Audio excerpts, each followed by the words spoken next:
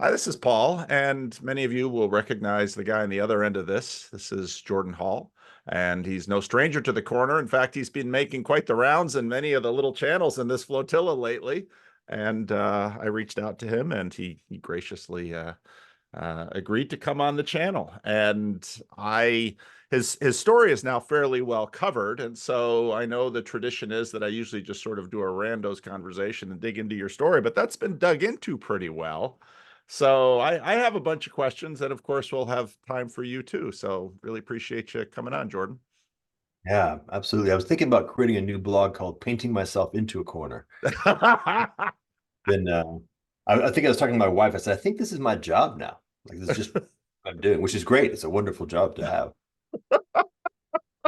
Well, I hope it continues to be a wonderful job.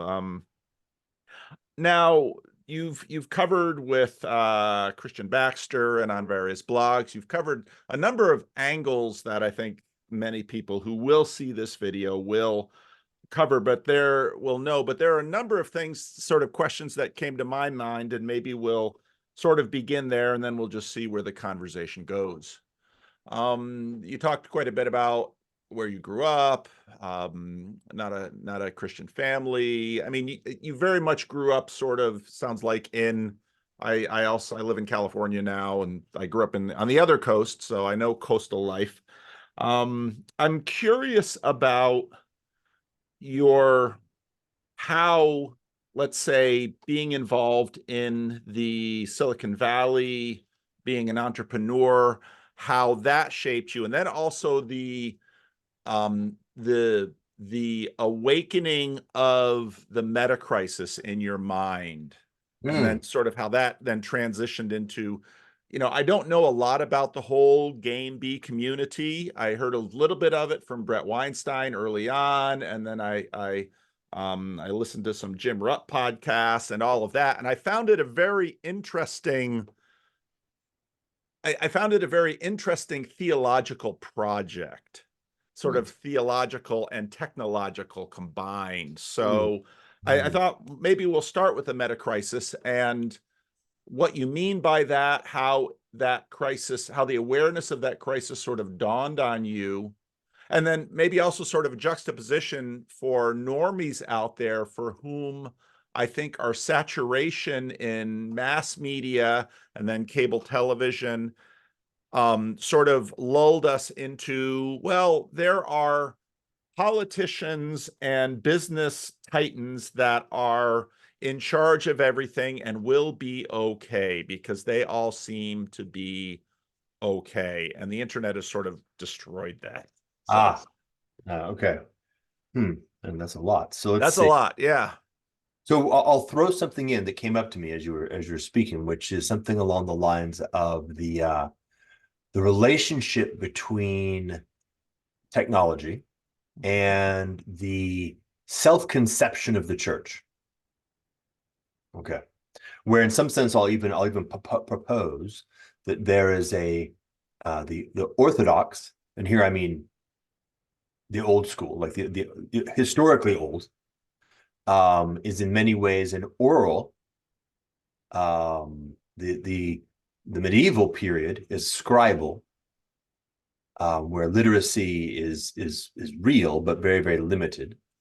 And then of course the Reformation happens hand in hand with the printing press, and so it's literate. And there's something about the digital that if that arc, if those points have any reality to them, then we would propose, even expect, that the digital would have an impact on the self-conception and the actual embodiment of the church. Okay. I think that's exactly what's happening. So I like where you're going. Keep going. Great. So my arc in technology and technology entrepreneurship actually always already happened within a concept of engagement with culture and culture formation. So it was not ever an end in itself, but was a means to an end in roughly two very simple ways. One was it was the shortest path to being able to not have to dance to anybody else's drummer. In the vernacular of Silicon Valley, it's called "fuck you money." Right. And so it was very clear to me somewhere around seventh grade that that was something that I needed to be able to do, that I was not able to, my disposition does not abide well. What is it called? I do not suffer fools gladly. And most people in positions of unearned authority are fools. And so therefore I had to find some way of being able to not be in those positions. And as I grew older, it became more and more evident that in this particular moment in time, unless I was skilled in athletics or I was skilled in the musical arts, the path of getting to fuck you money with the least amount of time was through technology entrepreneurship. And that happened to be the one that I was designed for. Okay, so that's one piece. The other piece is that also from a very early age, as long as I can know, somewhere around 5, actually, I noticed that the culture that I was growing up in, and therefore our culture more or less, was corrupt in a way that seemed to be fatal. I actually specifically remember at 5 watching a McDonald's commercial and having the existential awareness that my culture lied to me and everybody seemed to be complicit in that, which is a profound awareness when you realize it. Especially at age 5. Yeah, and I remember very clearly. Flesh that out a little bit more. What about the McDonald's commercial sort of was revelation to you about that? There was a presentation. It's hard in the current mind, but wind it back like a child's experience. That the commercial conveys both a quality of food experience and the human engagement with that food experience. In other words, happy, shiny, happy people everywhere. That when I actually finally got a Happy Meal, I discovered was not in accordance to the reality, meaning that the food was not anything like it was presented as, that the people who were involved in that experience at McDonald's and the people who served it did not convey shiny happiness in any meaningful fashion, but the adults around me were complicit in that lie. In other words, they all kind of knew that it was a lie, but they all kind of allowed that lie to be conveyed. So we lived I lived in a culture that was out of integrity with itself, that people had been enculturated, had been trained, or had allowed themselves to live with a separation between what they knew to be true and what they presented to each other, including their children, to be true. And I remember having a sense of dread in terms of like almost feeling the doom that was baked into that. Like when culture is out of integrity, it's doomed. And I can remember feeling it very clearly. And so from that point forward, as I grew up, I noticed a recurring cycle of what can be done about this. Is it real? Yes. Increasingly, yes. Obviously, increasingly, yes. And what can be done about it? And so around probably somewhere in college, actually, as I was dealing with things like Marshall McLuhan and the relationship, actually Marx and then McLuhan, who both have a point about the more fundamental or the deeper layer that technology plays in terms of culture formation. That was a lever. That if I was in a position, because I noticed that I happened to have a facility with technology that I seemed to be naturally oriented towards the cutting edge and seemed to have some characteristics that would make me also available to be in the kind of in the mold of Steve Jobs and Bill Gates, who were the archetypes at that point in time. And therefore, that was the place. The place where I could have leverage would be to say shaping the design and application of technology. And by the way, at the level of media, right? Because obviously that's the deepest piece of the substrate in terms of how culture forms itself. And so that's why when I got involved in technology entrepreneurship, the tech stack that I worked on was at the level of the medium itself, which for me happened to be music and video because I started after the foundation of the internet. So it would have been the internet itself, or it would have been social media if I had intercepted it at that point in time. Right. And then later crypto, by the way. Okay. Now I'm really in sort of the ecology of this little corner. I am my layer. I mean, Peugeot is much more symbology. John is obviously cog science.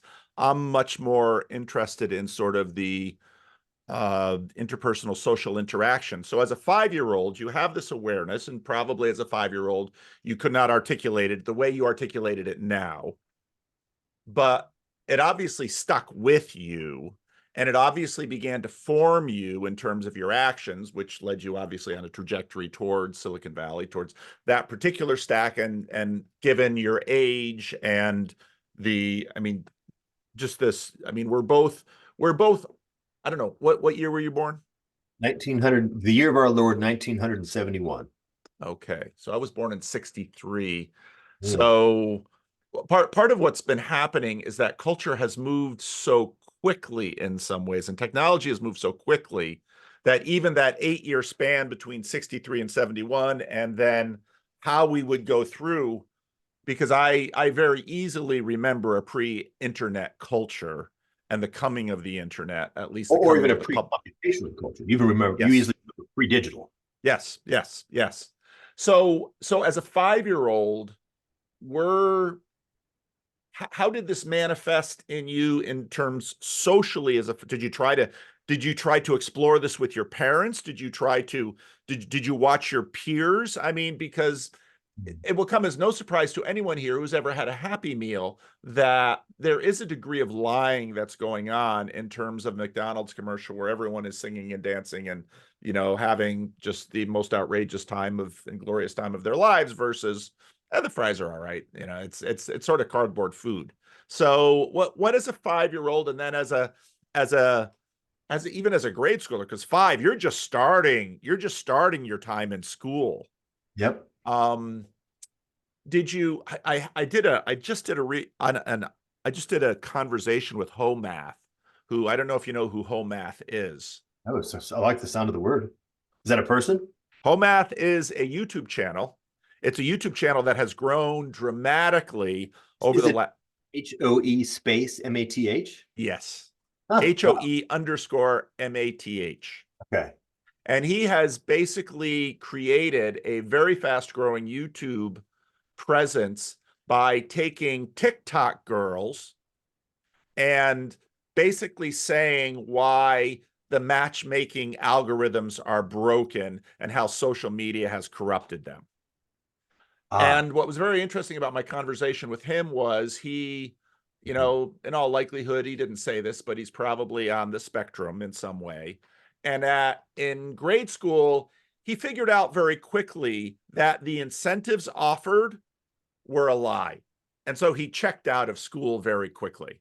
mhm. And then it wasn't until sort of halfway into college that he sort of re-engaged then and figured out, oh, no, I can use this in order to get what I want. And I think he's still trying to figure out what he wants.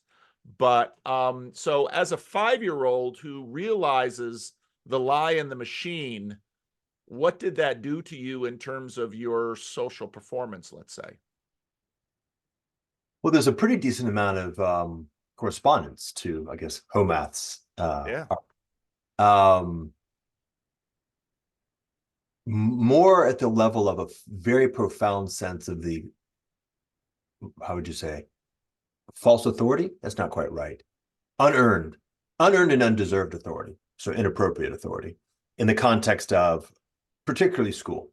And that combines a bunch of different ways. One is beginning to have a sense at just the level of person that for the most part, the persons that were in positions of authority were not properly authoritative in general. And then secondarily, that there was an asymmetry between the degree to which I had the capacity to actually say know the stuff that they were teaching and their capacity to teach it in areas that I cared about. And so that created tension because in some cases there were areas that I was utterly uninterested in and nonetheless was forced to at least toe the line to some degree. And then there were areas that I was really passionate about, which I discovered the degree to which they didn't even know what they were talking about. Sometimes they would simply say, I actually don't know what non-Euclidean geometry even means. This is a really interesting vein because, again, I also did a conversation with Tom Holland, who basically told a very similar story with respect to church. I mean, he went there as a 6-year-old, with his love of dinosaurs, and he brought that to his Sunday school teacher.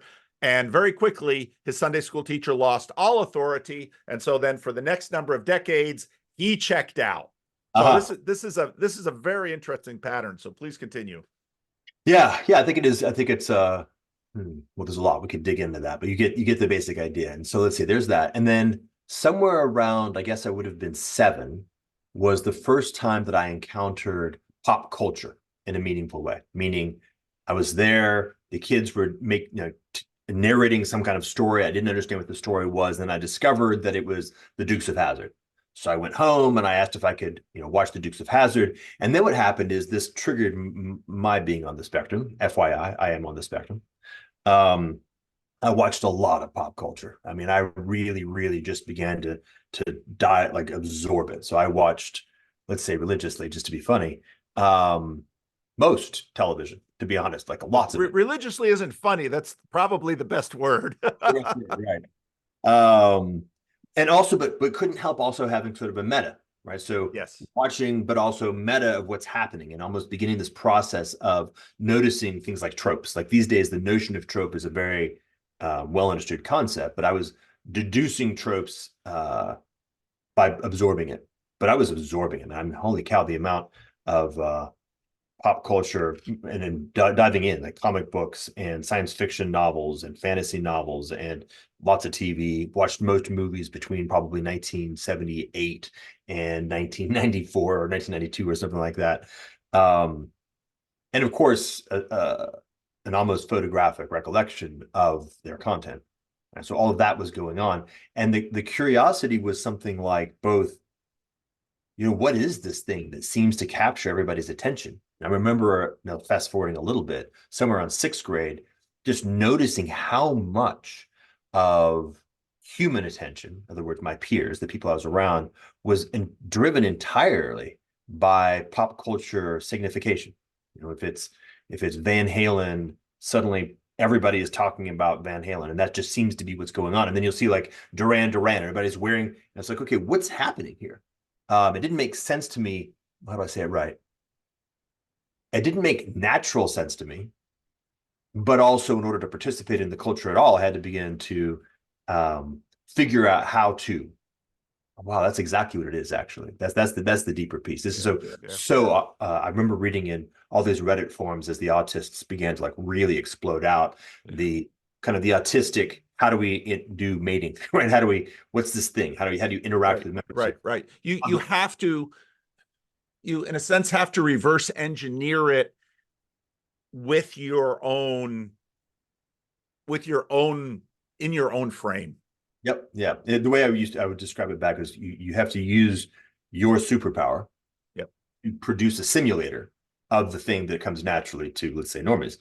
But that produces a very interesting effect because then as you get better and better at it, you're actually able to do something which is in between those two, which is to notice something that's going on in between the cultural artifacts and human behavior that is not noticeable to those who are like very intimately connected with it.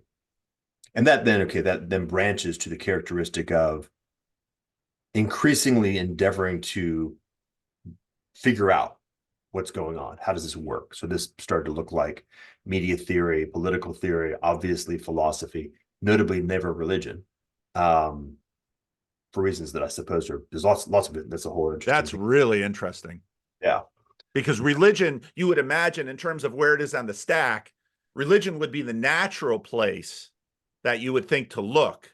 But it's interesting culturally, that's of course, and I thought you spoke very well of that in, I don't remember which podcast it was in, but in that, yeah, as a culture, we both just said, never look there. Right. Yeah, that's right. As a culture, never look there.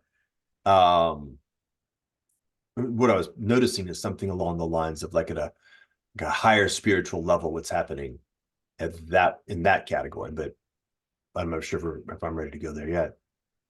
So yeah, and so and very much in similar when I went to college, I almost didn't go to college, but in both I almost failed out of high school. Well, I'm curious to know as a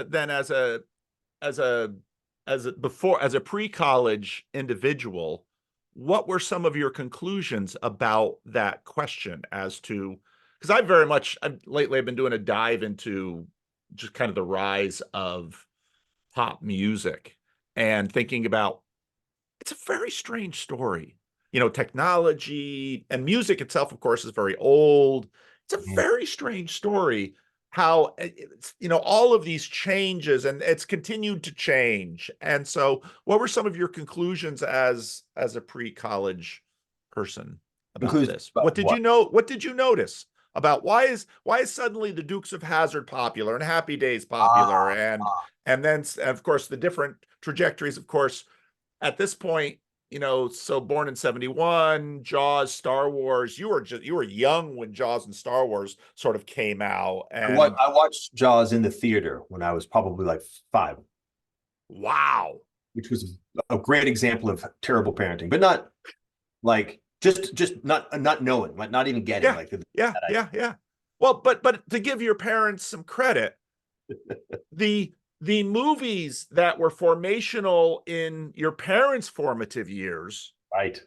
were by no means did not have sort of the technological and psychological adrenaline and chops that, let's say, something like Jaws had. And of course, as things would continue, now my wife is a elementary school teacher, and she is just regularly horrified at what her children know. Yeah. Well, and even you can, there's so much going on there. So I would strongly advise no one to have their child go to a movie probably until mid to late adolescence. And I mean that neurologically, Yeah, not content. Just yeah, the physical experience is unhealthy. yeah. And then of course you've got the content, which is depraved and degenerate in every direction as far as you can go. Um, all right, so let's see. What did I conclude? Okay, so part of the thread is actually I got very, very attracted to role-playing games, which also happened to be at that moment in the That's very, right. and it fit very well with everything that I was into. And so um, part of the narrative there is actually having then an awareness of cultural narratives as cultural narratives. Right? That cultivation of something like what I've been calling transcendent mind. Part of what happens when you really begin to play role-playing games and begin to notice how subcultures operate and begin to notice how culture itself is effectively at the end of the day a role-playing game. By the way, you're about to get the game A, game B generator function. Yep. Um, that creates a powerful step. So the at around 18 or in high school, there was an awareness of a yearning and it felt a sense of mission to find, what was it called, a life worth living. Right. So the culture that we had received, the culture that I was living in, um, on the one hand was not obligatory. That was interesting, right, to be aware of the fact that it was not obligatory. Um, and there was nothing in it that oriented you towards value. Like all the characteristics of it were cotton. I called it the cotton candy effect. They were just cotton candy, all different variations on shiny but shallow, um, in every direction. So then the question was, what does it even mean to be? Oh, maybe Peterson's point. What does it mean to be seeking the meaningful? And so that was a meaning crisis moment, but it was a meaning crisis moment not at the level of spiritual crisis, but actually at just the recognition that either there isn't anything there, right? Life is in fact actually not worth living, or it's just going to be a hero's journey to find it. Right? So that was kind of that period of time. Okay. Well, that makes sense. That makes sense. Yeah, So you almost didn't go to college. that's right. Why? Well, again, my experience of the category of school was that it was entirely penitentiary, Yeah.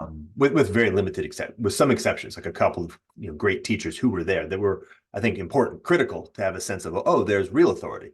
There's actually human beings who are both wise and caring.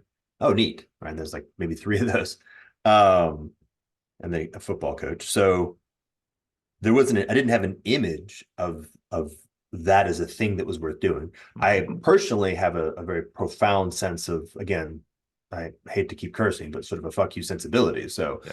I wasn't going to do it just cause. Yeah. Um, and I'd almost failed out of high school, so it was plausible that I wasn't going to get in anyway, even if I wanted to.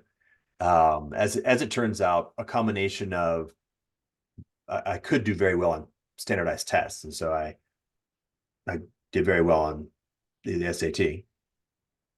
And also, I'm a legacy at Texas A&M. Like probably 40-ish people in my family have gone there several generations back. And so that combination, I got into Texas A&M. So, Okay. and then I visited, and they made a very good pitch. They said, well, you're going to be invited into the honors college, and you're going to be on full scholarship, and your scholarship pays for room, board, education, and anything above that, we're just going to write you a check. Pizza and beer money is literally what they called it. So I was like, that's a pretty good deal.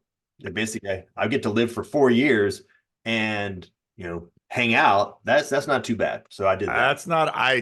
That's not a bad deal. Even if you're a little shaky about college, it's kind of, what am I going to do next? I might as well do that. Yeah. So then what was interesting was that I noticed that though that I had chosen to do that. It was no longer penitentiary. I could do other, and I could leave at any time.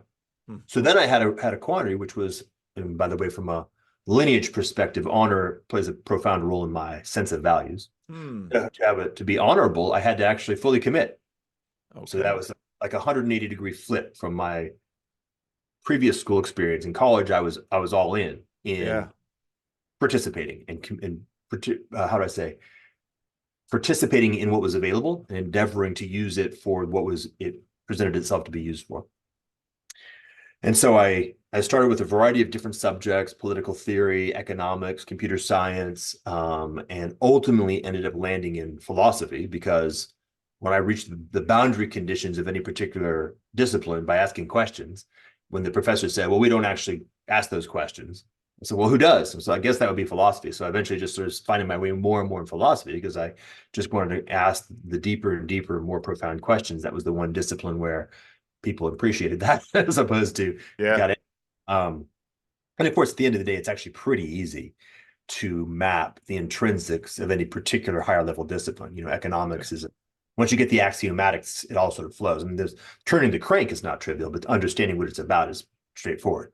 Computer science is, as it turns out, deeper, but in any event, and could always do the polymath thing.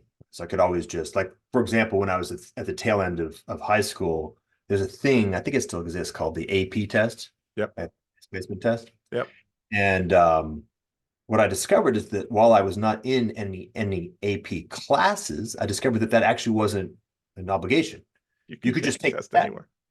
So I was like, well, that's fine. So I signed up for, I think, 8 or 10 tests, just, read the book, and then passed all the tests. And so I was actually able to pass the first year of college, which turned out to be very sweet, because I had a 4-year scholarship and only had 3 years of school. And so my 4th year, you're going to get a lot of insight into my character. I dropped a class that was required to graduate. Therefore, I had to come back for my 4th year to take that class. To get my scholarship, I had to take a minimum number of actual classes, which meant that I got to take a lot of really cool classes. I took one class called Outdoor Adventure Programming, which was a combination of like orienteering and ropes courses. That was awesome. 2 semesters of that. I also took 2 semesters of Greek. Really? Why did I do that? I have no idea why, but I did, and it was great. I loved it. Oh, interesting. And I read about the first half of John in Greek.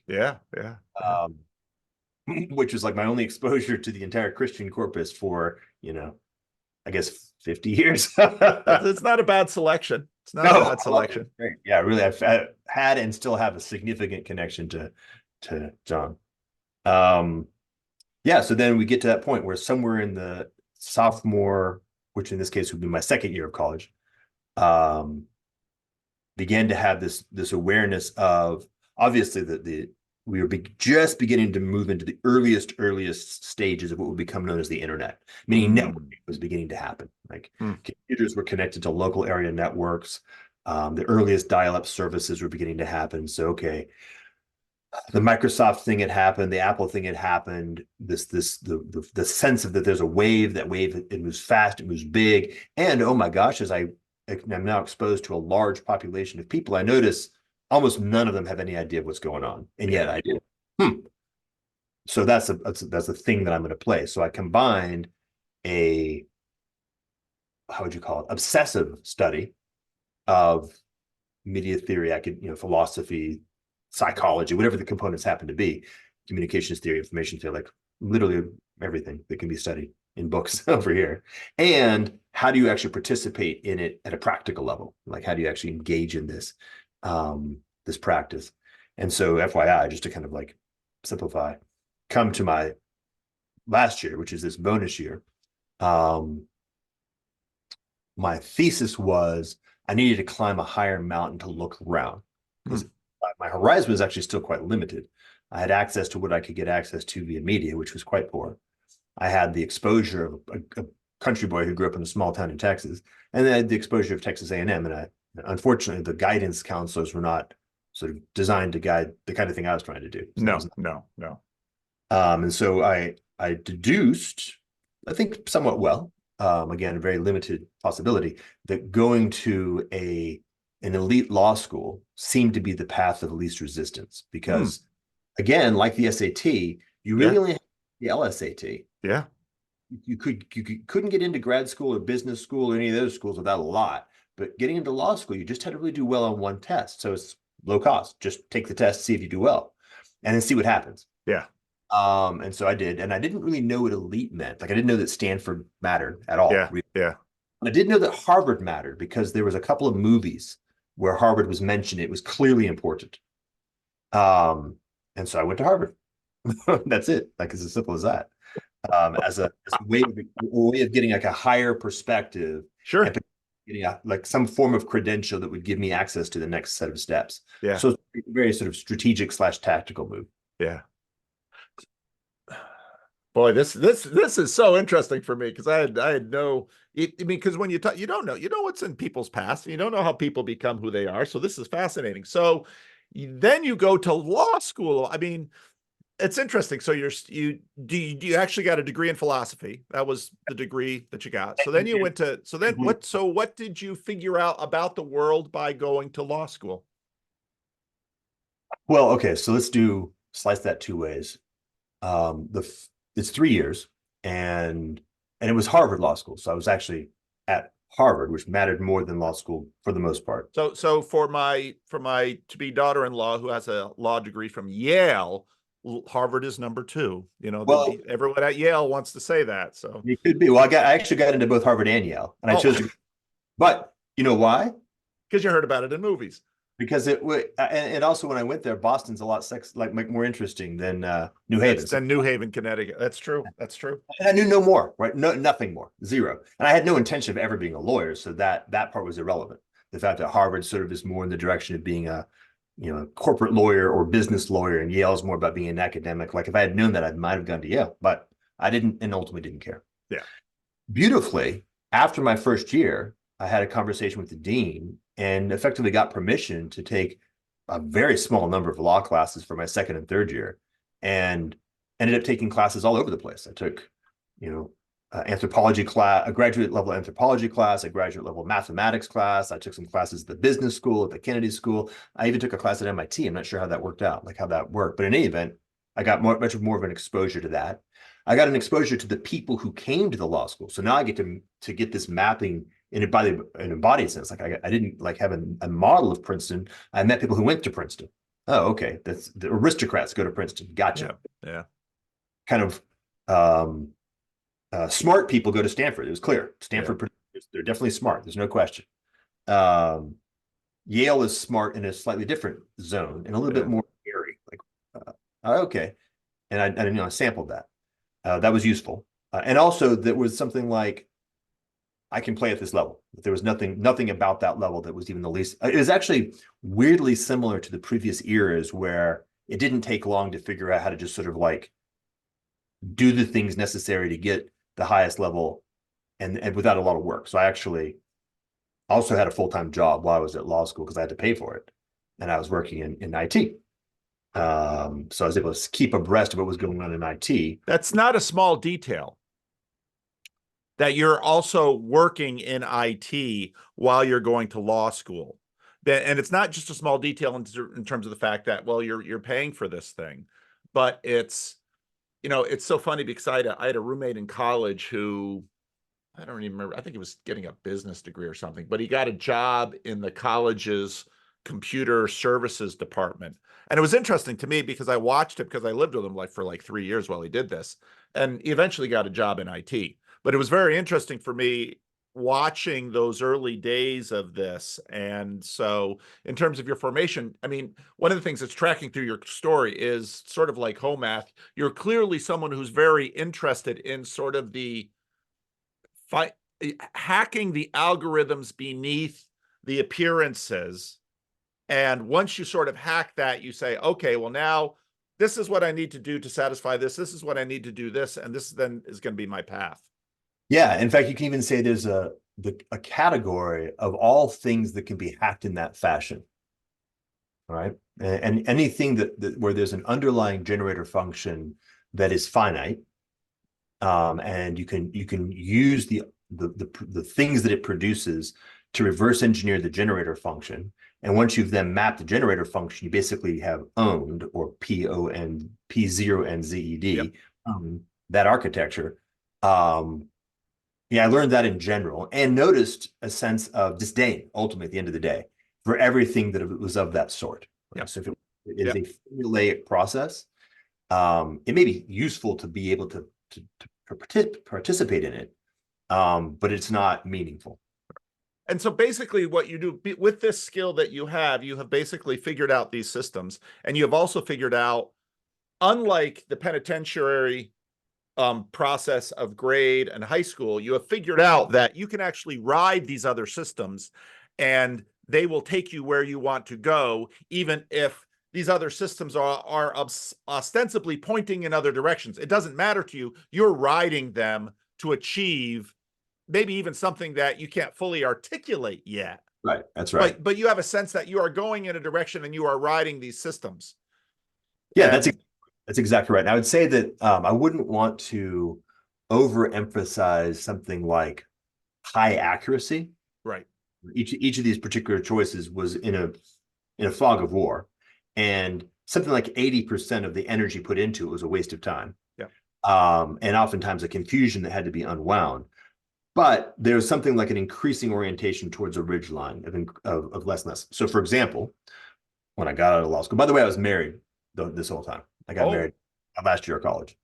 We're culturally Texan, and so we get married young. Yeah. We ended up moving out to California because I was able to notice that the tech thing was in California, but I wasn't able to discriminate where in California. So we landed in San Diego, which turned out to be, let's say, wrong, but maybe perfect. It's a beautiful wrong. Yeah, beautiful wrong. And not being caught up fully in the vortex of Silicon Valley. Yeah. He actually been to my benefit. Yeah. But had no legibility in how to participate in the actual startup game. Like zero. Like I had no idea what was actually part of it. Yeah. And had no business experience at all.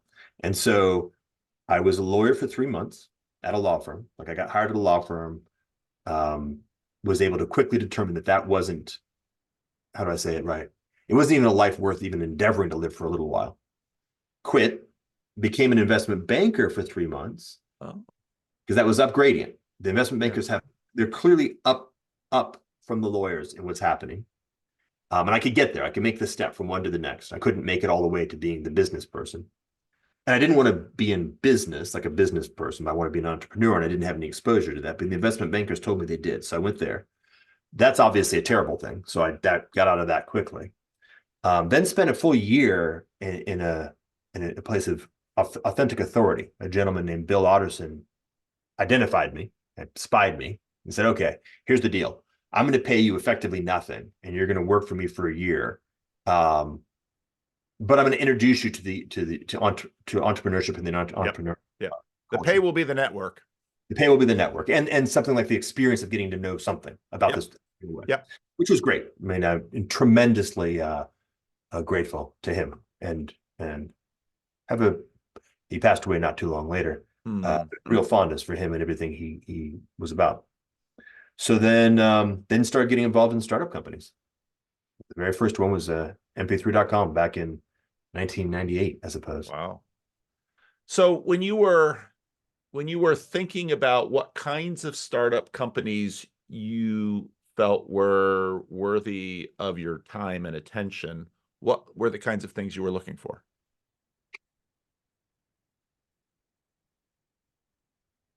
Well, the most fundamental was okay. All right, interesting. So I have to break it up into two different buckets because the buckets were actually completely different. Over here is tactical.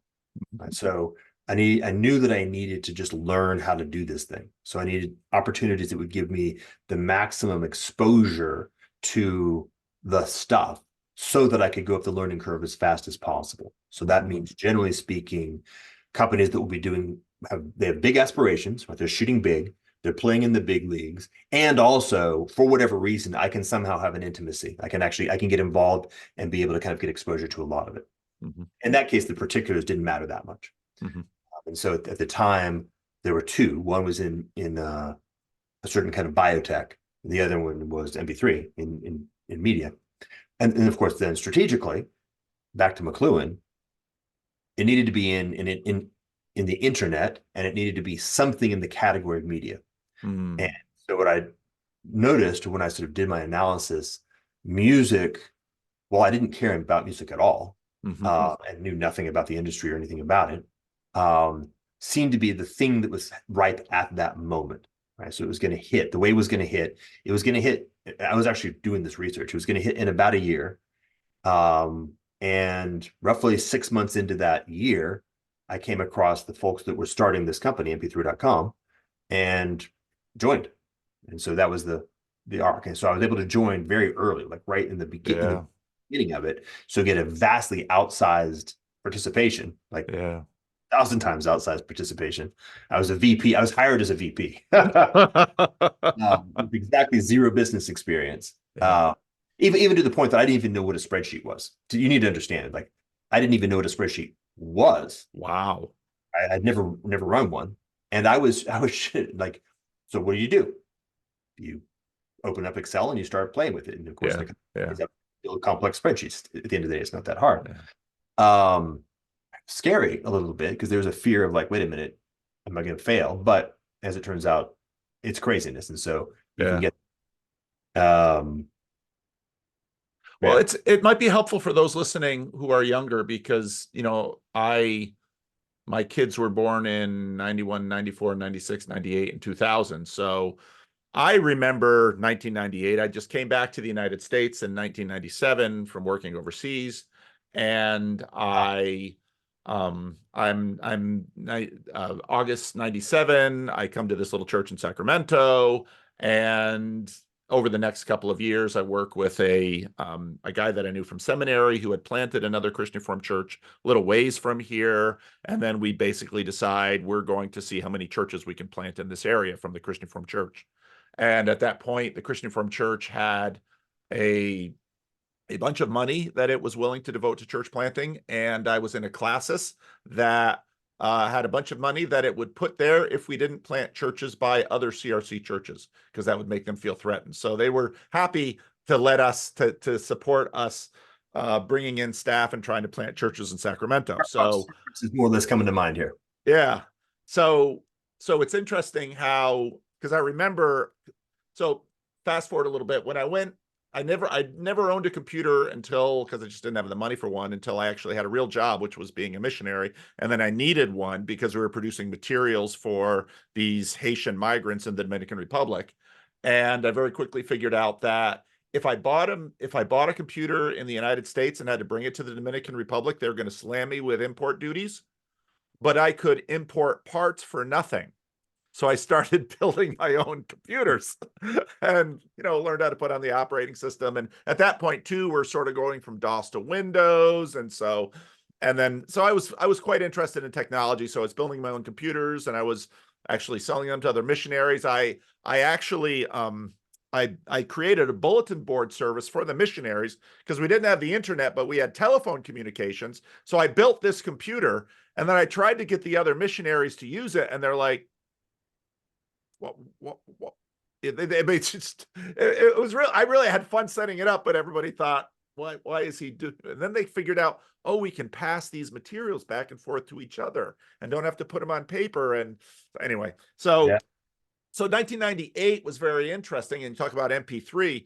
for a lot of people today, they won't know anything about this, but this was a radical reorienting of a very significant cultural layer, which was music. Yep. Where before, of course, with music, sheet music was a revolution that happens in the 19th century. Then in the 20th century, you get recordings, audio recordings. And then, of course, when I was in college, you had MTV and cable television, and you get music videos. And of course, when I was in college, they went from vinyl to CDs, so from analog to digital. And then, of course, then that sort of stalled, and then you had VHS. So this MP3 revolution was just astoundingly disruptive to the business of music. And that it's interesting that that business has continued to be regularly disrupted. It's in some ways, music isn't really created by technology, but our relationship with music has been transformed by technology. And of course, this has everything to do with church, because it used to be that you had music because you had musicians, and even, basically amateur musicians who would, a big thing in the Christian Reformed Church or in many churches was you gather around a piano with these books and you sing hymns together because that was your music. So now you're getting involved in MP3, which is going to just scare the heck out of the music industry because their entire cash cow is collapsing. They have no idea what to do. And so you don't even know the spreadsheet, but you get into this. What did you learn from that chapter? Because you're in the middle of a whole bunch of chaos and excitement. Well, I learned a lot. And I should mention, by the way, just kind of like do a ligature of the moment. While I'm I'm going to the office and working really hard, one of the more senior people says, we got to go to the movie theater like right now and go watch a movie called The Matrix. I think you're going to like it. So this is when The Matrix comes out 25 years ago. Yeah. And The Matrix was like this revelation that happens in the culture, like whoosh. Whoosh. Yeah. Because it hit it at the moment that you're talking about, like this movement when the analog hits the digital, and the digital is you can tell that it's something profound. You can tell that the level of disruption is not the same order as the previous kinds of disruptions, both in terms of speed and magnitude and how do you call it, intimacy or detail. So let's see, what did I learn? So one thing I learned was that, maybe not entirely correctly, but this isn't as hard as it looks. Okay, so the senior people who I'm meeting, I'm like, wow, they're kind of like dysfunctional and crazy, and yet we're knocking things out. So people who are less dysfunctional and crazy might actually be able to be more effective, which is powerful. Like as a 20-something, 26, 27-year-old, a feeling of permission to say, hey, I could do this. I could do this as well as they're doing it. Why not?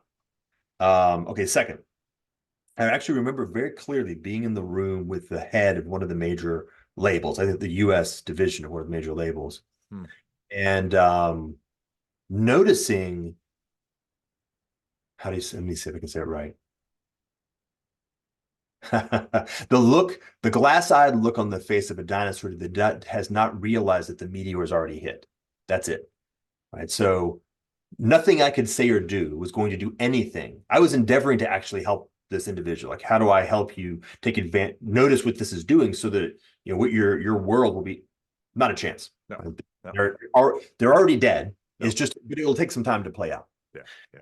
Okay, but here's the next thing. And I learned a lot, tons and tons and tons about the actual, how do these kinds of waves unfold over time? How does it go from what would be sort of a Persian firstness through its developmental stages, from what I used to call like the guys in t-shirts with pizza stains, to the sweater vests, these are the VCs, to the guys with Lambos or private jets. Like there's an arc that it follows.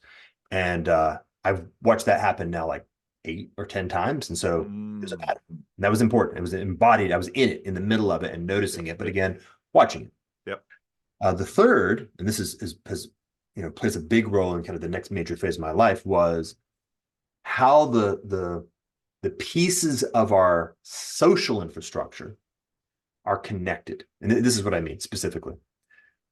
We disrupted music entirely, except music was ultimately connected to law and politics in a way that doesn't obviously make sense. In a way that, say, for example, I don't know, pottery isn't, right? Music is actually not ultimately an economic function. It's a political and legal function. And so as the technological piece, we were utterly, their business model was dead, their distribution model was dead, their production model was dead. Like, it was clear that we had already won the war. And in a matter of single digit years, everybody would be pivoting to what we were doing, except they had the ability to control judges and politicians, like control judges and politicians. Yeah. In a fashion that was not predictable from a naive perspective. In other words, naively, we had the law, we were not violating the law. But in fact, the way the law works is it's what the judges say. And if you own the judge, then guess what? You win. Yeah.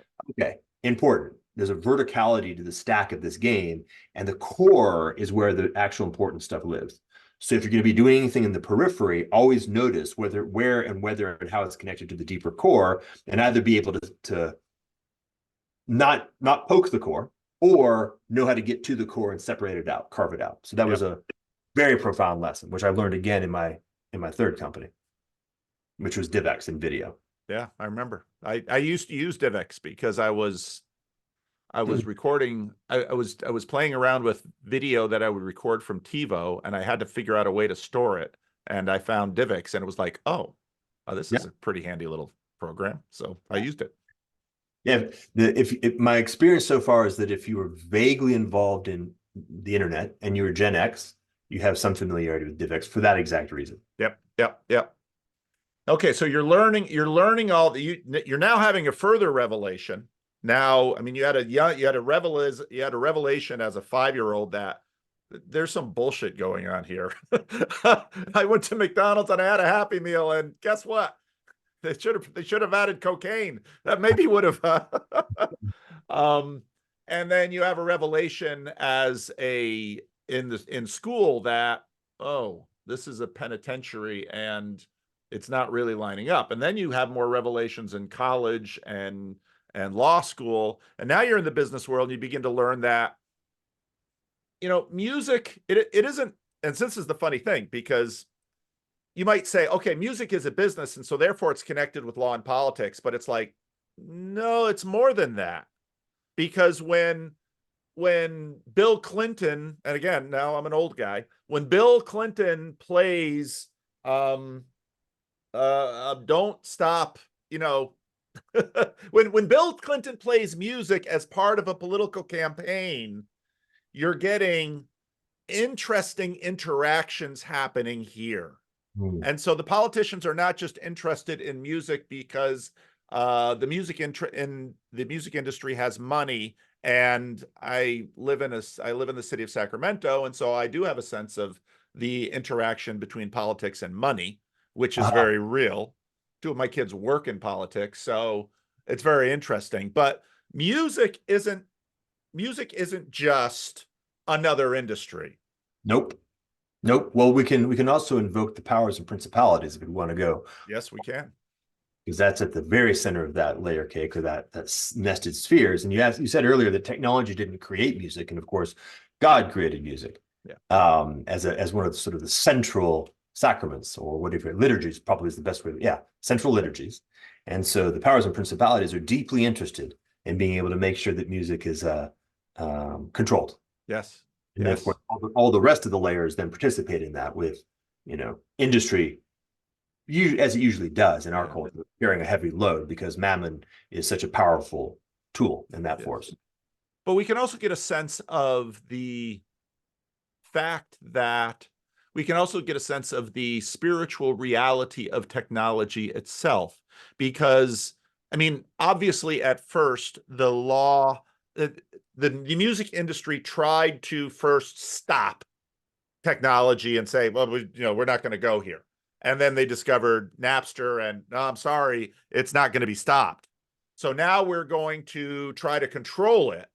And we're going to say, okay, well, we're going to do DRM. So we're going to do digital, we're going to basically lock it down. But technology found a way around that. So talk to me a little bit about what you learned about the spirituality of technology. Well, there's a new character who enters here. I want to say Quisling, but it's something else. It's a slightly different archetype, but I'm thinking Steve Jobs in particular. Right. Right. So this is somebody who is specifically maybe violating people's hearts or presuppositions here, but he represents a mechanism whereby technology itself can be made subject to the kind of control that the previous generation did with the music industry. Yes. Yes. Industry. Yes. The music industry, although at the level of, if you think about powers and principalities, they don't like to do deals with each other because that obviously involves somebody subordinating to somebody else. But okay, so that's what ended up happening is the music industry brought in a member of the technology industry and formed an alliance, which involves certain amounts of bending the knee and kissing the ring and various kinds of structures. But it then created a new form that was able to buttress the impact of this other technological disruption. Right? Yep. So, and that's I think how it works. You could Yep. see the same thing happen with Web 2.0, for example. Yep. Yep. Yep. Because of course, again, I remember the first time I saw an, I'm not going to say an iPad because, oh yeah, iPods are still an iPod. And I remember a friend of mine, he has this little thing. And of course, now Apple has the, what was it? It was a terrible piece of software. Gosh, I hated that software. iMusic. Yeah, that was it. It was just a piece of crap software, and everything had to go through it. And it was like, and of course, I personally have always been a contrarian, so I had a Zune. I loved my Zune, but it was the same. It was the same shtick in terms of, okay, we're gonna nail it down in this walled garden, and everything's gonna be, we now, in facing the god of technology, the other gods are going to have to do a deal so that they can, they cannot let this dragon of technology completely tear up the world that they have fashioned for themselves. Yeah, something like they did a deal with Behemoth so as to avoid the consequences of Leviathan. Yes, Yeah. yes.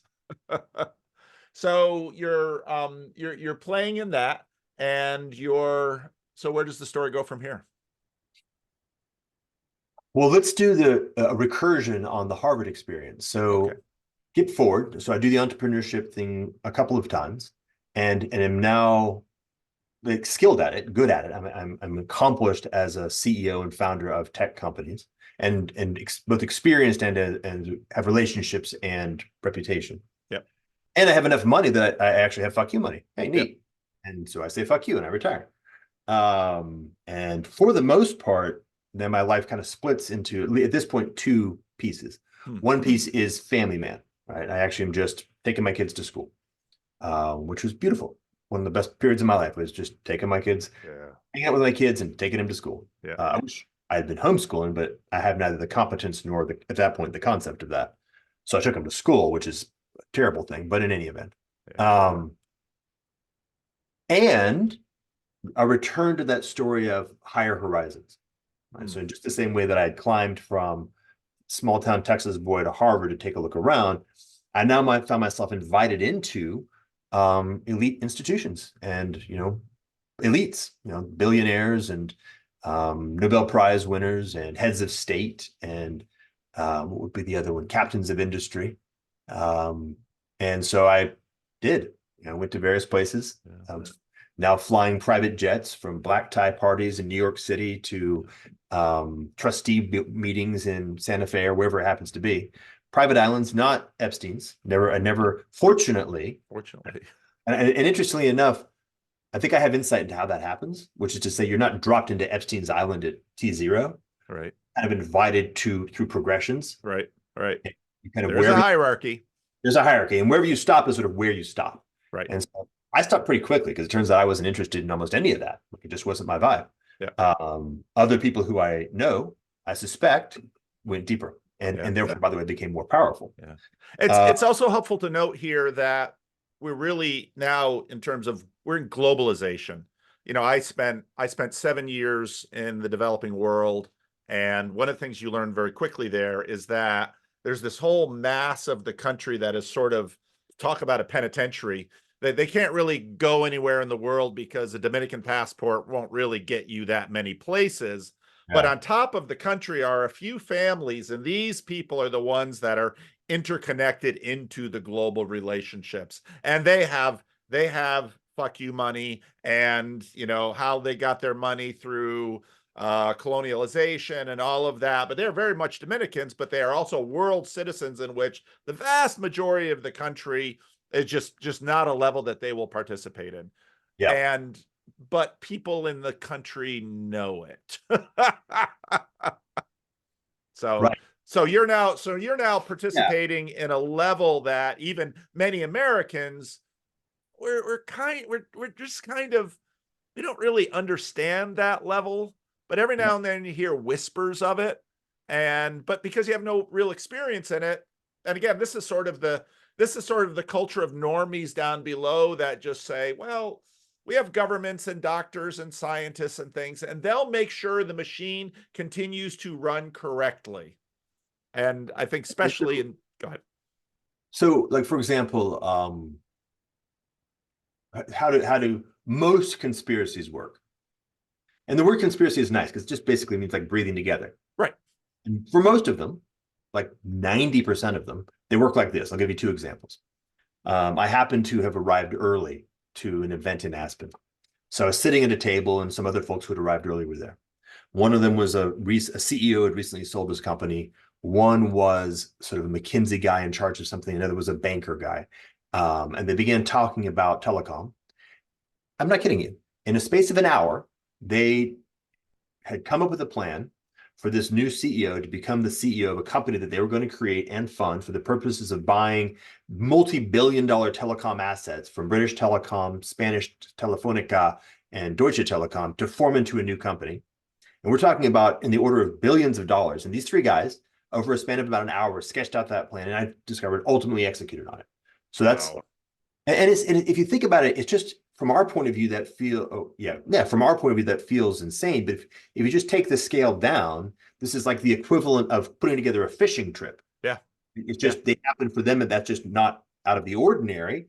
To us, it's like holy smokes. To them, it's like, yeah, we happen to play with Lego blocks that are this size, Yeah. and we put them together in just the same way that you play with Lego blocks. It's Yeah. just our bigger. Yep. No, I learned that in the Dominican Republic because, of course, I was working with people who, never went more than 20 miles ever. Ever. And Yeah. I was working with the best educated people I could at a certain level. And I remember driving with one guy because I spoke Spanish, he spoke Spanish and Creole, and we are going to these backwoods places. And I'm just driving with him along this beautiful highway in the coast of the Dominican Republic, the Southwest coast, just gorgeous country.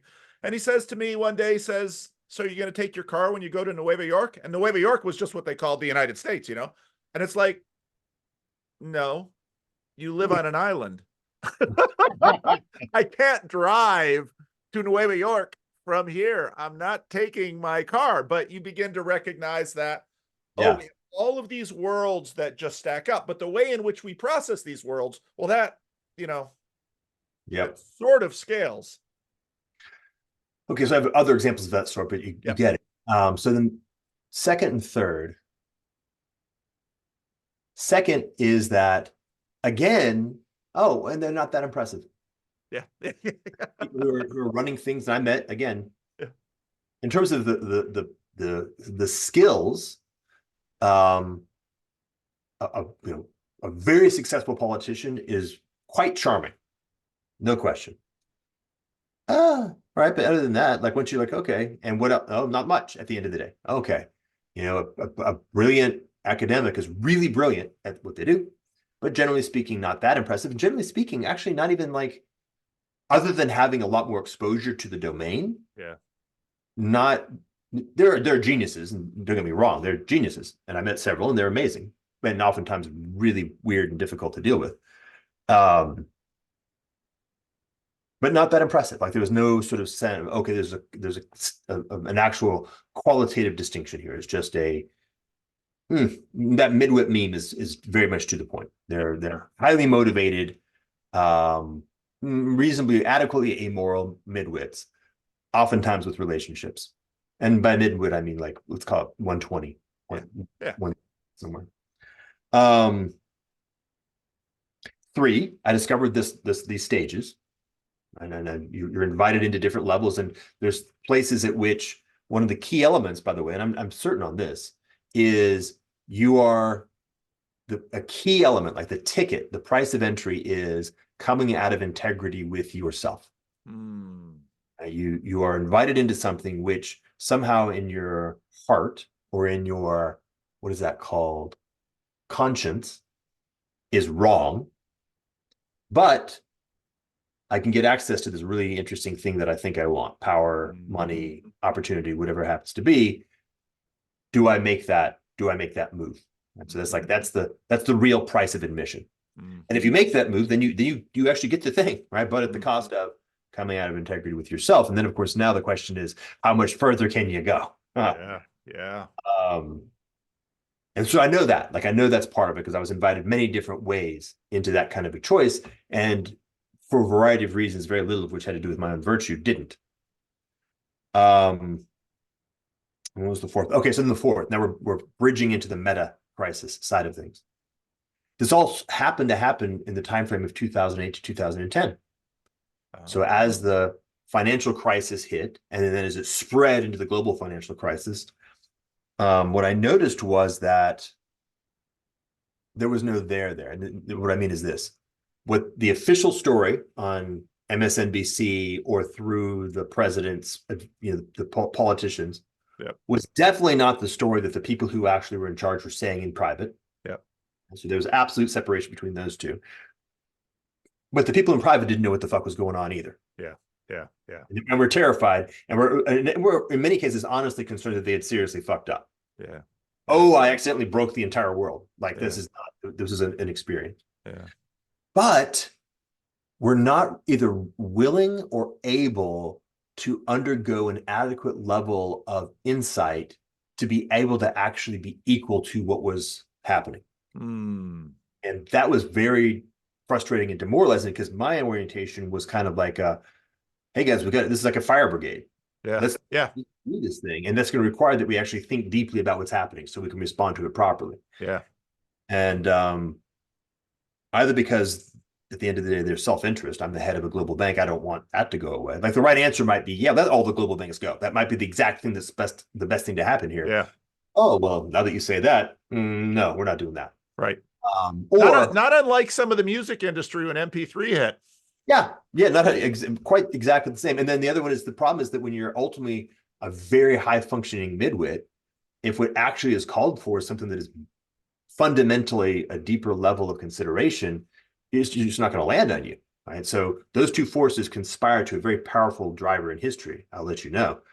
And so then that left me in this place of investigation. But as I've told this story many times, I then just started pulling at that thread, saying, I wonder what would happen if I started talking to people who were. Are you frozen? No, okay. I'm listening. I am frozen, but I'm frozen. I'm wrapped with attention. So keep going. I just noticed that because of where I was having conversations with people who were domain experts in a wide variety of completely different domains. Like this guy over here happens to be the world's expert in the amphibians in local waterways. And he's like, hey, by the way, there's an absolute crisis going on here because concentrations of estrogen and other kinds of heavy metals are disrupting the endocrine systems, and amphibians are they're becoming neuter. They can't reproduce. Right. And we may see a collapse of the entire species. Right. Oh, okay, neat. Nobody else knows that, like you and 3 other people. It doesn't seem to be propagating out, except for Alex Jones, who's getting it through some kind of weird schizophrenic read. Then have a conversation with the guys, like, again, it is a small group, 4 or 5 people who are largely like the experts on nuclear non-proliferation in the entire world. And they say, there's no way this regime holds together. Like between 5 and 20 years from now, there is going to be a massive proliferation of nuclear bombs, and therefore nuclear powers or nuclear weapons are going to start going off. Like we're going to have a nuclear weapon go off in a major city in this time frame. Oh, wow, that's super interesting and scary, and it doesn't seem like that information is propagating out into the broader field. And so I just kept pulling up those threads while continuing to do a super deep dive into money and economics, because that was the first one. So this then leads me to the meta crisis. And so you're watching this, and again, you're the boy that watched the McDonald's commercial and said, there's some bullshit going on here in terms of I don't even really have the language for it. Just this facade that is created by, first it was the accumulation of screens and glossy pages in the era of mass media, and then the proliferation of screens and cable television, and now the supernova of screens that we are living in the midst of now. And increasingly you're really a sheeple when you don't know it. And increasingly people are having the sense of, what's the matter, Rue? Is someone bullshitting me? Is someone lying to me? I was promised, I remember an Obama speech where he basically said, you were told that if you are a good boy or girl and you do the right things, then everything will be okay. And why everything would be okay means you're not going to be a wealthy person, but you're going to have a roof over your head. You're going to have one or two cars in your garage. You're going to have a chicken in every pot. It's sort of an extrapolation of the American promise that FDR sort of, and I think it was perhaps the 2008 collapse that, and some people are to blame, but I'm telling you, we're going to restore the system so that continues to be true. And of course you need that because of course you have this democracy and American voters and political parties and all of this stuff. And I think part of what has sort of been rattling people is that when the facade begins to decay and people have sort of an internal sense of disequilibrium, then suddenly some people are going to, certain percent of the population, they're going to go break things. Other percent of the population, they're going to get all their screens and get some drugs and just sort of, collapse in. And well, so here you are, and you've been at these tables and you're like, oh crap. I mean, I bump into this we had a guy who came here and he was an environmental engineer and he was here in Sacramento, and I starts talking to him about this and that. And he just starts talking to me about some of the same things you are. And it's like, oh, but that's one thing. I only have a church of, 2 to 3 figures of people. So I only talk to a few of these, but you're talking to lots of them at the top of the stack. And so now, the idea might be, well, I'm going to do something and warn the world. But now you're also aware that no, that's not really a strategy. And I can really see where that sort of leads into. So maybe explain to people, sort of, did Game B sort of arise from this meta crisis conversations other that knew about it, or how did that community itself sort of form?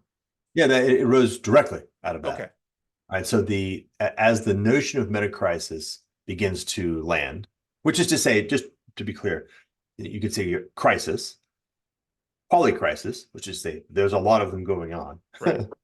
Metacrisis is to say there's something more fundamental that is in crisis, which is what is the producer of all the different things that you're seeing as the polycrisis. Right.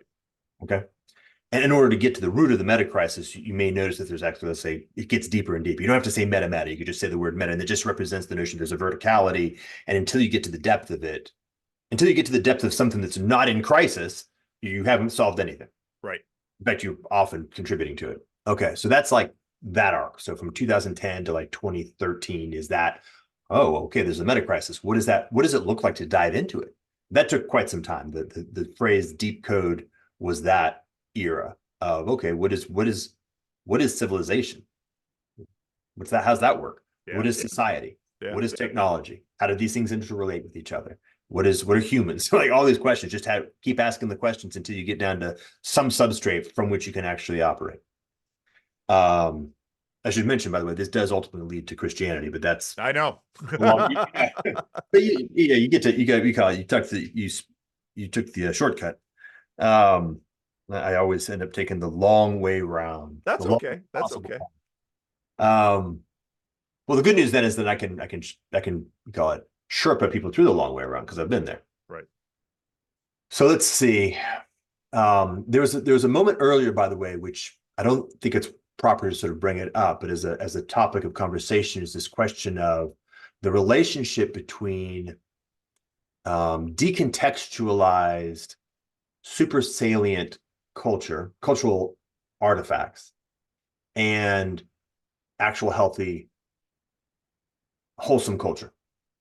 And of course, there's an arc where in the moment of newspapers, 90% of your life was local, which was largely going to be bound to a small number of high architecture narratives like in the Bible, maybe Shakespeare, maybe some local folklore and some big cultural myths. Right? Those are the big structures that are coming down egregore style into modifying people's cultural behavior. Yeah. Everything else is just local. Like what's happening. And then over time, as newspapers start entering in, you get this sort of other vehicle that's bringing these stories, and it's super salient. So against to orient, you can almost see like how an fMRI has to go through this process of getting all of the magnetic poles to be in the same direction. Yeah. All these cultural poles start orienting in this weirdly same direction, which creates all kinds of effects. Yeah. And as the media enables a larger and larger field of attention to be entrained to a smaller number of increasingly super salient because of just budget. Yeah. Right? Oh my gosh, whatever, Brigitte Bardot or I don't know. The Spanish-American War, Hearst. I mean, that's a classic example. You can get a lot of attention pointed to something. That narrative then dominates and controls in certain ways. Yep. So anyway, that's one whole story. We can talk about that.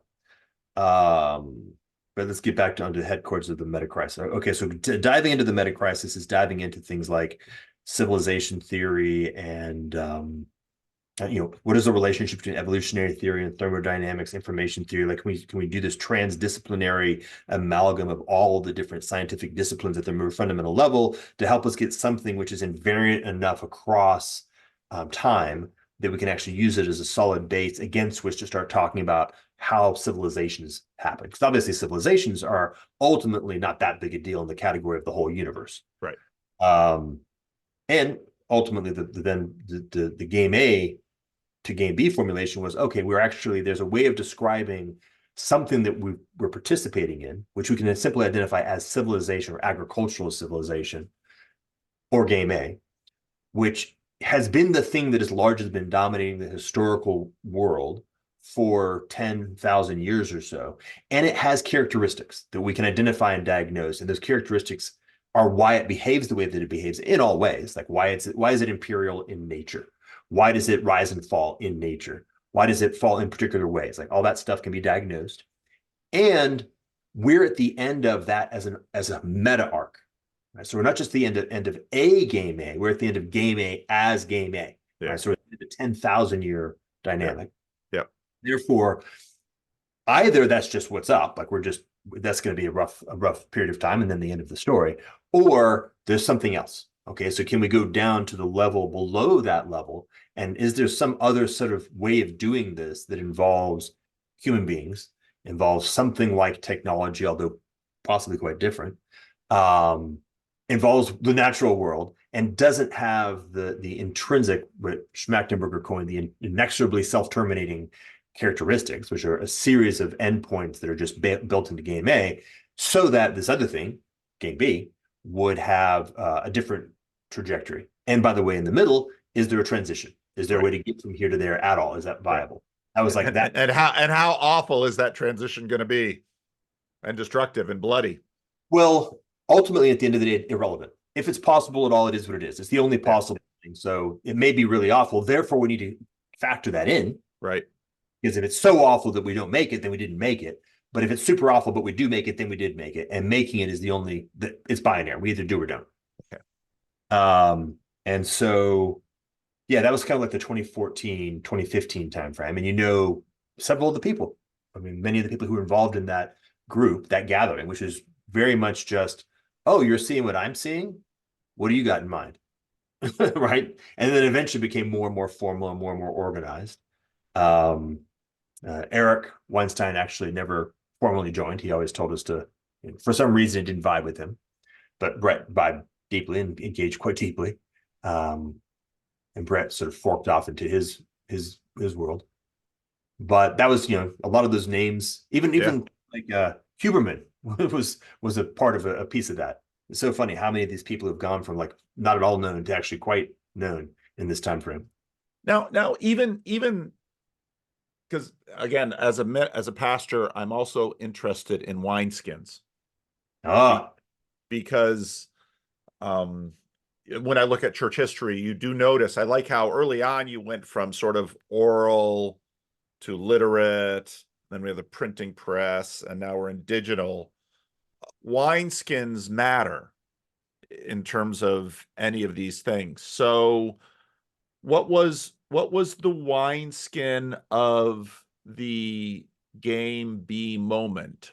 Or how did wineskins interact with that? I mean, you didn't, I mean, so Jordan Peterson, okay, now we're gonna have ARC, Association of Responsible Citizens. Oh, okay.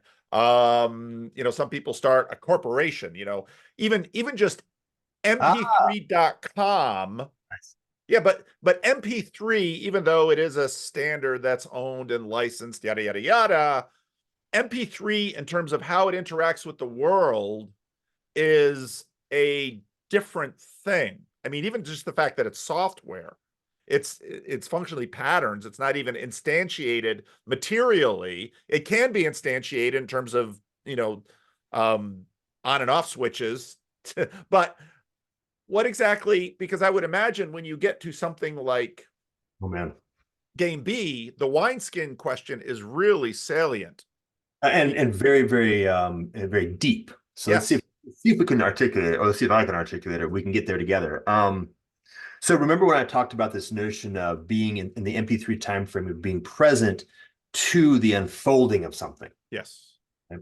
And we could say like scenius is a term that describes there's a something that's unfolding. There are people who are gathered around that something before the something has a name, before anybody involved can even truly articulate it effectively. And yet there's a reality to it because it does gather them and it orients them, right? And they find themselves in service to the something that's unfolding. Oftentimes, not oftentimes, always the initial crew, the t-shirts with pizza stains crew, are very much of service, meaning they're in it as artists, right? Yeah. They're passionate about it for reasons of curiosity or creativity or love or obsession.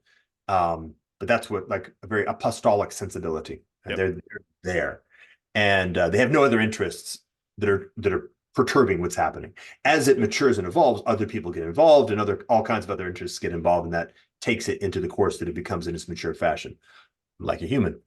Okay, so that notion that that's the way that those kinds of things happens is the wineskin.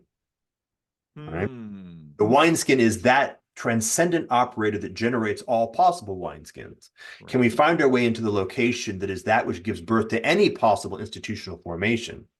Can we find that? And then from there, can we work with that in a way that is at a deeper level than planning, strategy, conception, organization? This is not trivial, by the way. Very not trivial. No, it is not trivial at all.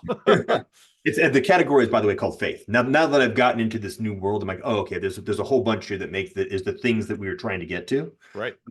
It's the same place that an artist who's giving birth to a whole new genre, right? Not playing according to forms that exist, but listening to the creative impulse directly, which involves the giving birth to something that is actually going to become a new form. Yeah. That, right? How do you become an artist of new forms? How do you become an artist of new wineskins? Yeah. That's it. Right? So that was the actual. I think how crazy this is. I just articulated that in a theoretic language. That's how it was done. Like theoretically, was able to demonstrate that this thing that I can now just say is called faith, and the deeper substrate, hope, is what is absolutely necessary, minimum viable necessary, Yeah. to be able to do the thing that we're faced with. Yeah. Yeah. Uh, which is, again, why I ended up in the cascade, because once you get there, the question is, okay, how do you do that? Well, in order to do that, you're going to have to get rid of all of the implications of the old wineskins, Yeah. formally and, let's say, psychologically or spiritually. Yeah. Dive into it, because anything that you think is the right direction is already an importation of Yes. an old form. Right. Dive into it utterly, right? And then find out. So that's 2015 to 2024, I suppose. Yeah. No, that makes sense. That makes sense. And that connects for me, because another interesting piece of your story has been you had an understanding, which I think is exactly right, that the proper level of analysis was the personal. That you could, I mean, you can sit here and, I mean, we can coin new terms like scenius, and people should Google that, and because there's more videos out there about the, the scene, scenius, all that. You can coin new terms, and you can speak in, you can talk at screens and have recorded and have it disseminated, yada yada yada. But the personal is the level of analysis at which you actually have to engage it. Hmm. And Hmm. that's, I mean, and that's, and when I heard your story, I thought that you were, I don't know how conscious you would, but it seemed to me that was very much the conscious project that you and your wife were endeavoring. You basically looked at, well, here are all these different options out there, but the way to try these options is not to sort of put them on a spreadsheet or list their pros and cons. I mean, you do that. You obviously do that. That's a part of the analysis. But the only way to actually test them is much more analogous to a bunch of chefs in a kitchen, where you can maybe know exactly all the ingredients you put in there, but there's no way you can possibly know all of the legacy of all. You don't know the blades of grass that the cows have eaten that have formed the milk that have, and the genetics. I mean, the Uh-huh. personal Right. is Nice. is the only level of analysis at which it actually is all going to finally get compressed and instantiated. And so what you had to do with your wife and your daughter were, we're going to go here, and we're going to go into this, and we are going to, and this is really key, especially given the fact that I think many people listening to your story will come out of this and say, trust nothing. Trust nothing is not an option. You Uh-huh. cannot live trusting nothing, because you are always, if you are living, trusting something. And so you have to devote yourself to something in order to know it. There's no other way to know. So then you, well, talk to me a little bit about, because I get the sense that Game B in some ways just sort of came apart.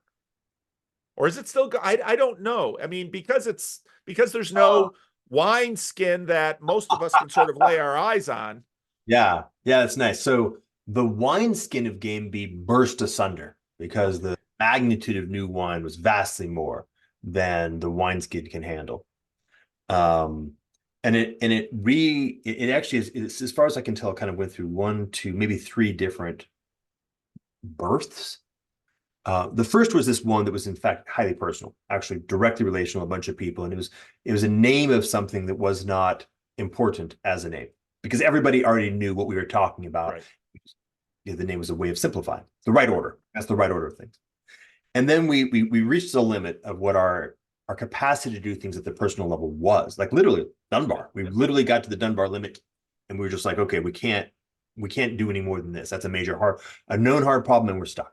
So we went to what Jim Brett called spore mode, more or less. Pull the plug. Everybody do your own thing. We're all kind of aligned. We went through something. Let's hope it works out. And everybody went off and did their own thing. So Brett went on his journey, and I went on mine with Vanessa, and Jim did his. Like different people in different directions. Um, and there are probably about, well, again, about 120 people who were involved in some way at its most mature. And there was a period of time where it was dormant, and then it seemed to come back. Schmachtenberger, right, who's sort of the second wave, he gets involved, and obviously his energy adds a very different and powerful sensibility to it. There's other people who begin to get involved who are part of a second wave, and that gives rise to a more social, like almost like a movement, the Gambi movement. Now, of course, in Xenius, in the category of movement, you also get all the vampires and Yeah. sociopaths who come in, and they do the super salient thing.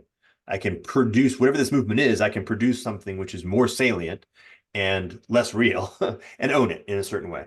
It was never designed to be the kind of thing that could be that kind of element. So it was, I don't think, a great, like if he chose to become a parasite of being big, what a weird choice. There are better things to parasitize. Yeah.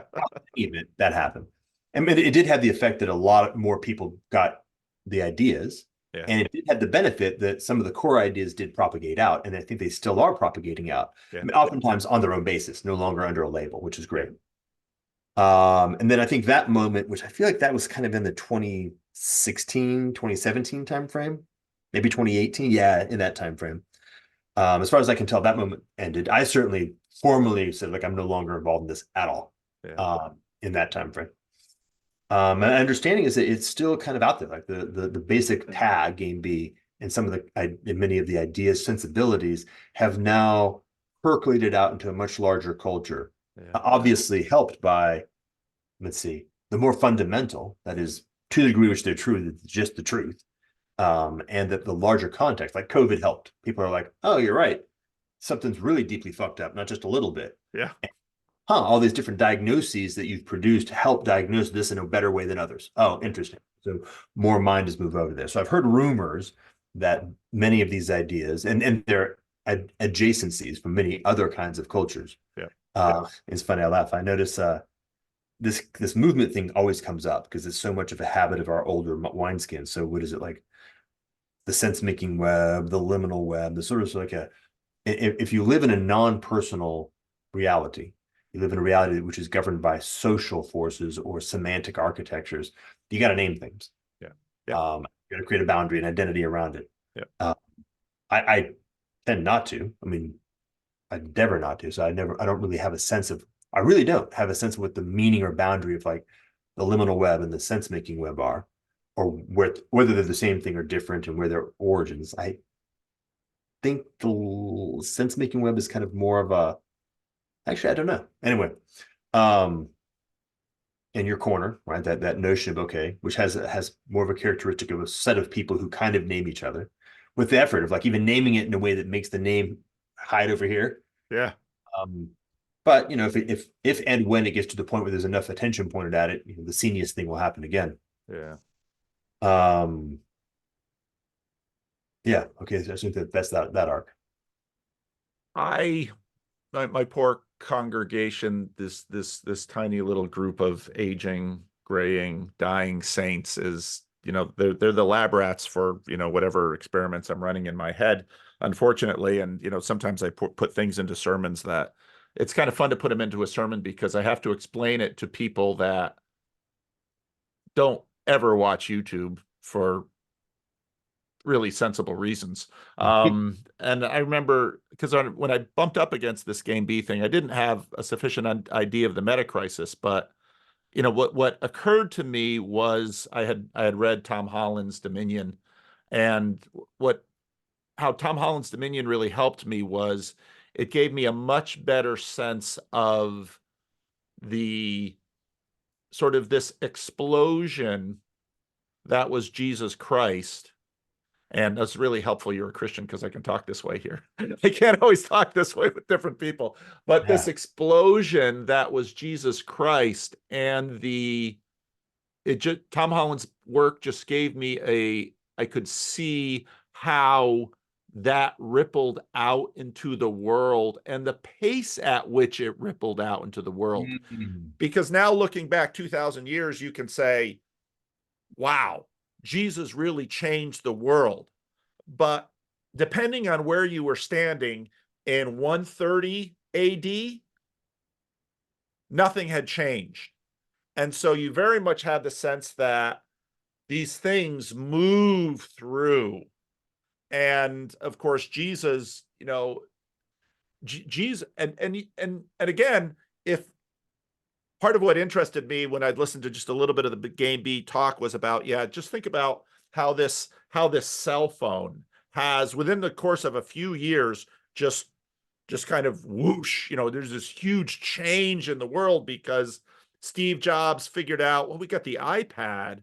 What if you put a screen on that? And what if we used fingers instead? Of course, Microsoft was playing around with styluses and things like that. And Jobs was like, let's but then when you think about the categorical change that Jesus of Nazareth did, especially given the fact that number one, he himself never wrote a book, what we have from him are the testimony of the people who were around him for a very short amount of time and by all accounts, especially their own, were completely clueless as to what he was doing.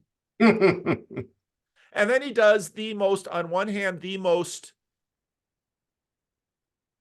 that no one would think that you could conquer the Roman Empire by being crucified as a revolutionary, even if it wasn't true.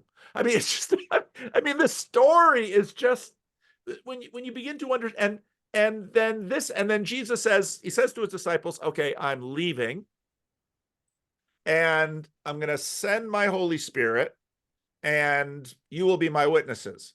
And again, anybody listening to this would say, this is the craziest, stupidest plan anyone could ever have come up with. Because number one, the disciples are clueless. Number two, Jesus seems to have a certain amount of power and mojo that, you know, he's managed to make all of his rivals collaborate with each other just to beat him, sort of like what happens with MP3. Yeah. And then he says, I'm leaving. I'm going to ascend up to heaven. Of course, everybody goes, okay, you're going to rule from heaven like where the stars are and stuff. I don't know. I'm going to go up there. I'm going to send my Holy Spirit, and you're going to be my witnesses to the ends of the earth, and the world is going to change. And of course, I'm sure there are other people who have said similar things in crazy ways before, but it actually happens.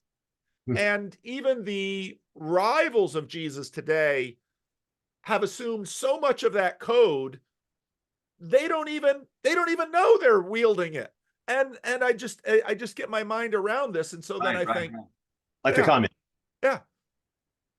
And so then it didn't, I don't know. First of all, when I heard, you know, somebody said on Twitter, Jordan Hall was baptized as a Christian, I thought, oh, and then I listened to the podcast of, you know, one of the early podcasts where you sort of laid out your story, and it was like, oh, well, this actually makes sense to me. It's a delightful surprise, but it makes sense to me. So, because I don't know, it's interesting to me how the facade of the benevolent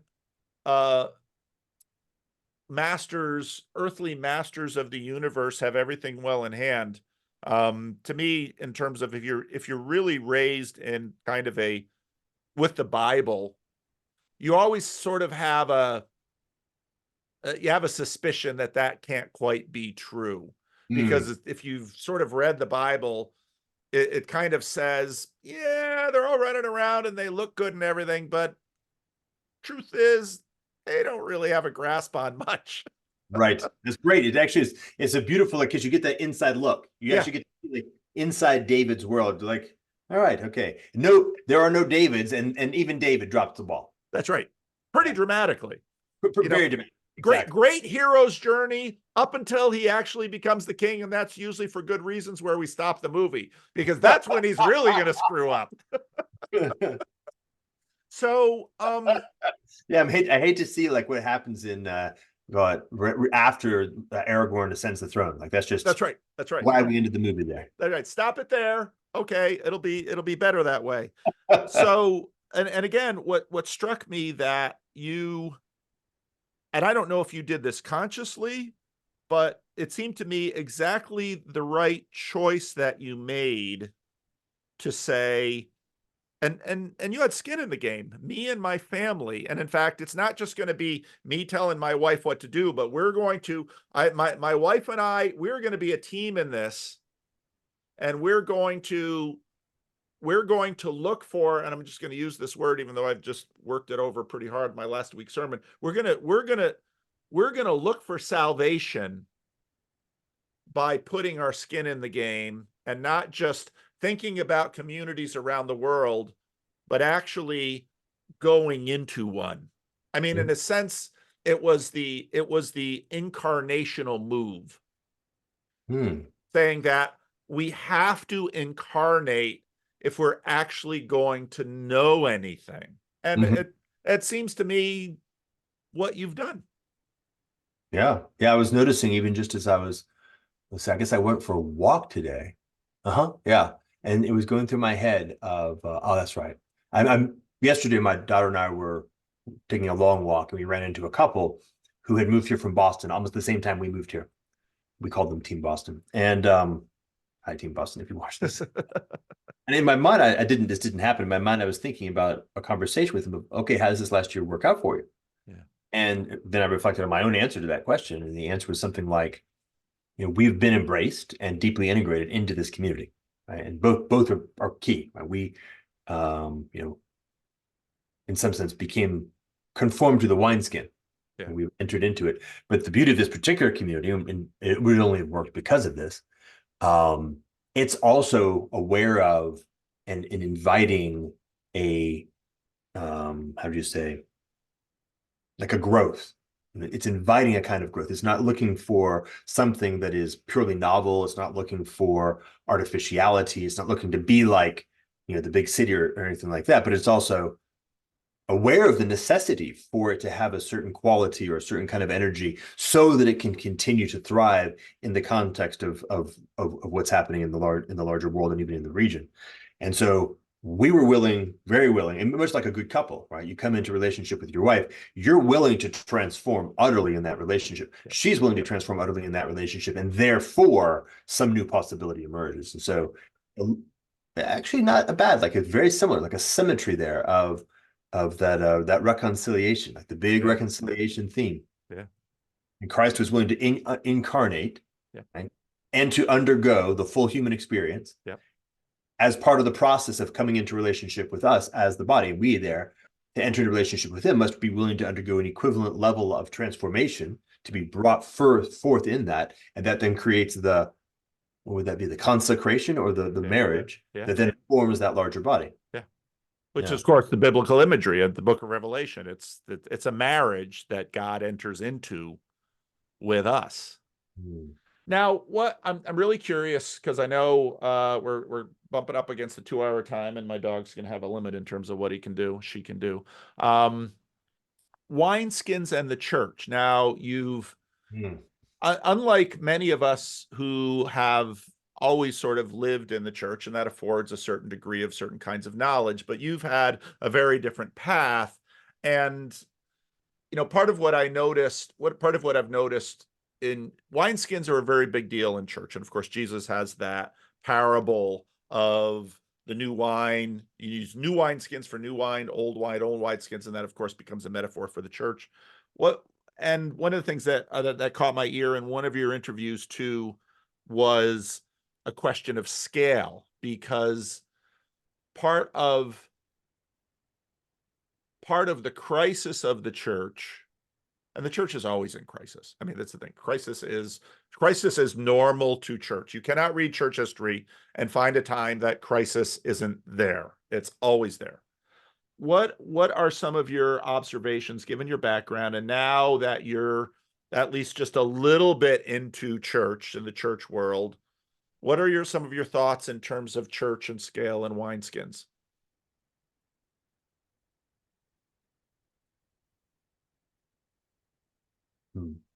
Okay, so yeah, I like this notion the church is always in crisis.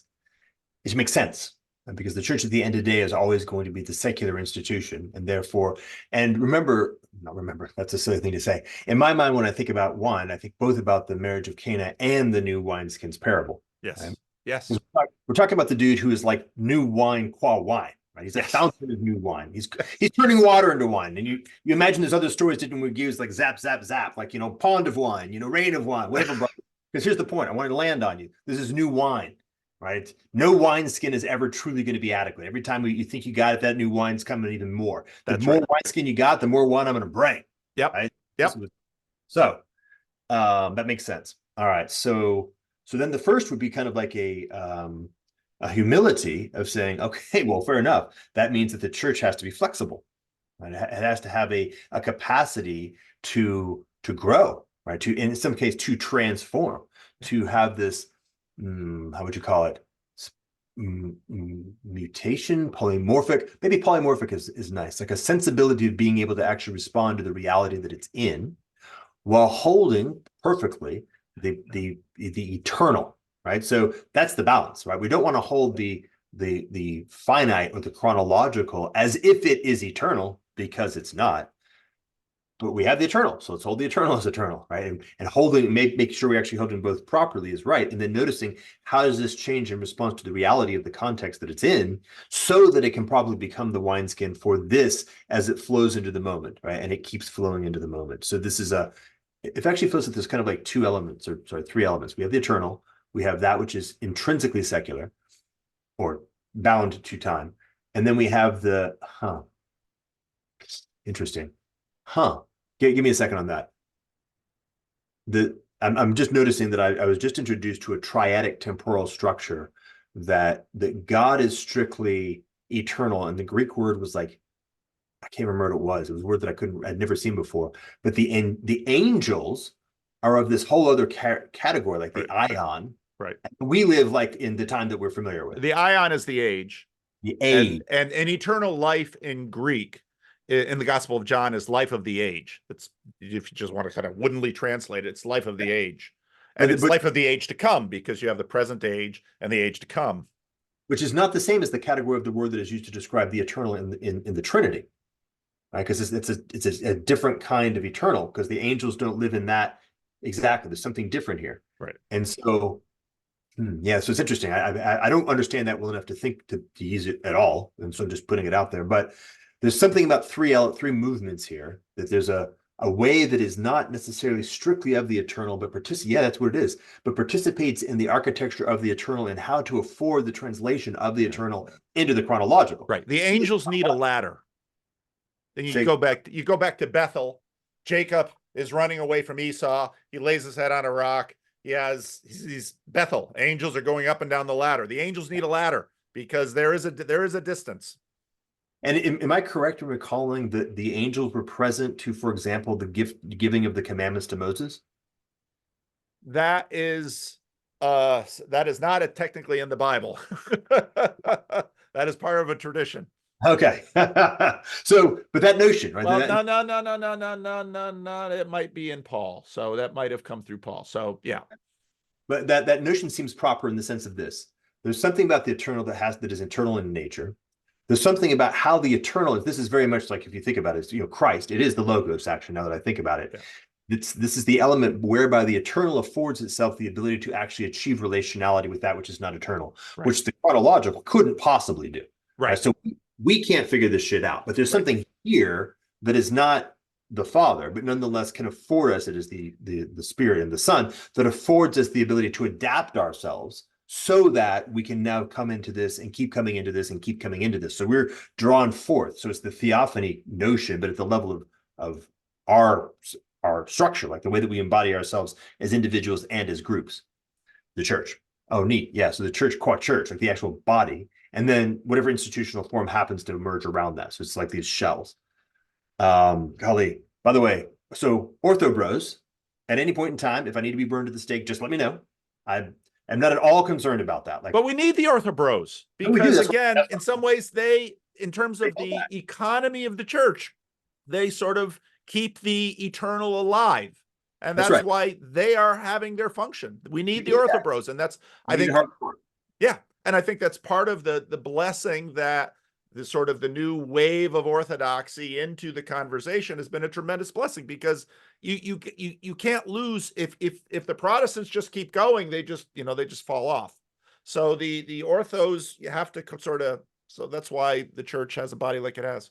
That's right. I agree. So what I have is I'm coming into this world entirely digital first. Yeah. Right. I have access to the books, right? I have the scripture, I have the secondary and tertiary works, but digital first, right? Is the way I was introduced to it. And therefore I'm seeing the Orthodox, and I'm seeing all the different variations from Protestantism, and a handful, the Catholics, who don't seem to be showing up quite as much, as far as I can tell, in the digital first piece. And that's interesting, right? That's the nature of this medium. This medium is a truly global medium intrinsically. Yes. Everybody's part of it intrinsically. There's no way around that. And there's something going on that is intrinsically breaking up everything that was bound to language, everything that was bound to subculture, everything that was bound to region. and is endeavoring to reveal that which was part and parcel of the truly eternal that was manifesting itself in the particulars of that local environment. So as those old wineskins are broken up, that's, well, it's not Greek. Okay, fair enough. It's not Latin. Like we've broken that piece. There's something deeper to the word than the words. Oh, Yep. cool. What else is the deeper stuff? So that as that deeper stuff is beginning to naturally have to surface, because so much of the other structures are just being broken apart because of the nature of the new milieu and all the other elements of the context. The discovery of that, the earnest endeavor to actually discern what is being held in each of these locations, so that the greater body can bring it together, and the new body is forming. That there is a new body that must be forming. It's intrinsically impossible for it not to be the case. And it can't be the kind of thing that is an imperial downward causation. Right? It's not going to be like, oh, turns out these guys were right, they won, we're all this now. Right. We're all, I don't know, let's go with Seventh-day Adventists. Turns out, remember what was it? That South Park movie? I think it was the South Park movie. Right, they die, and it turns out that actually it was, the Mormons that were right all along.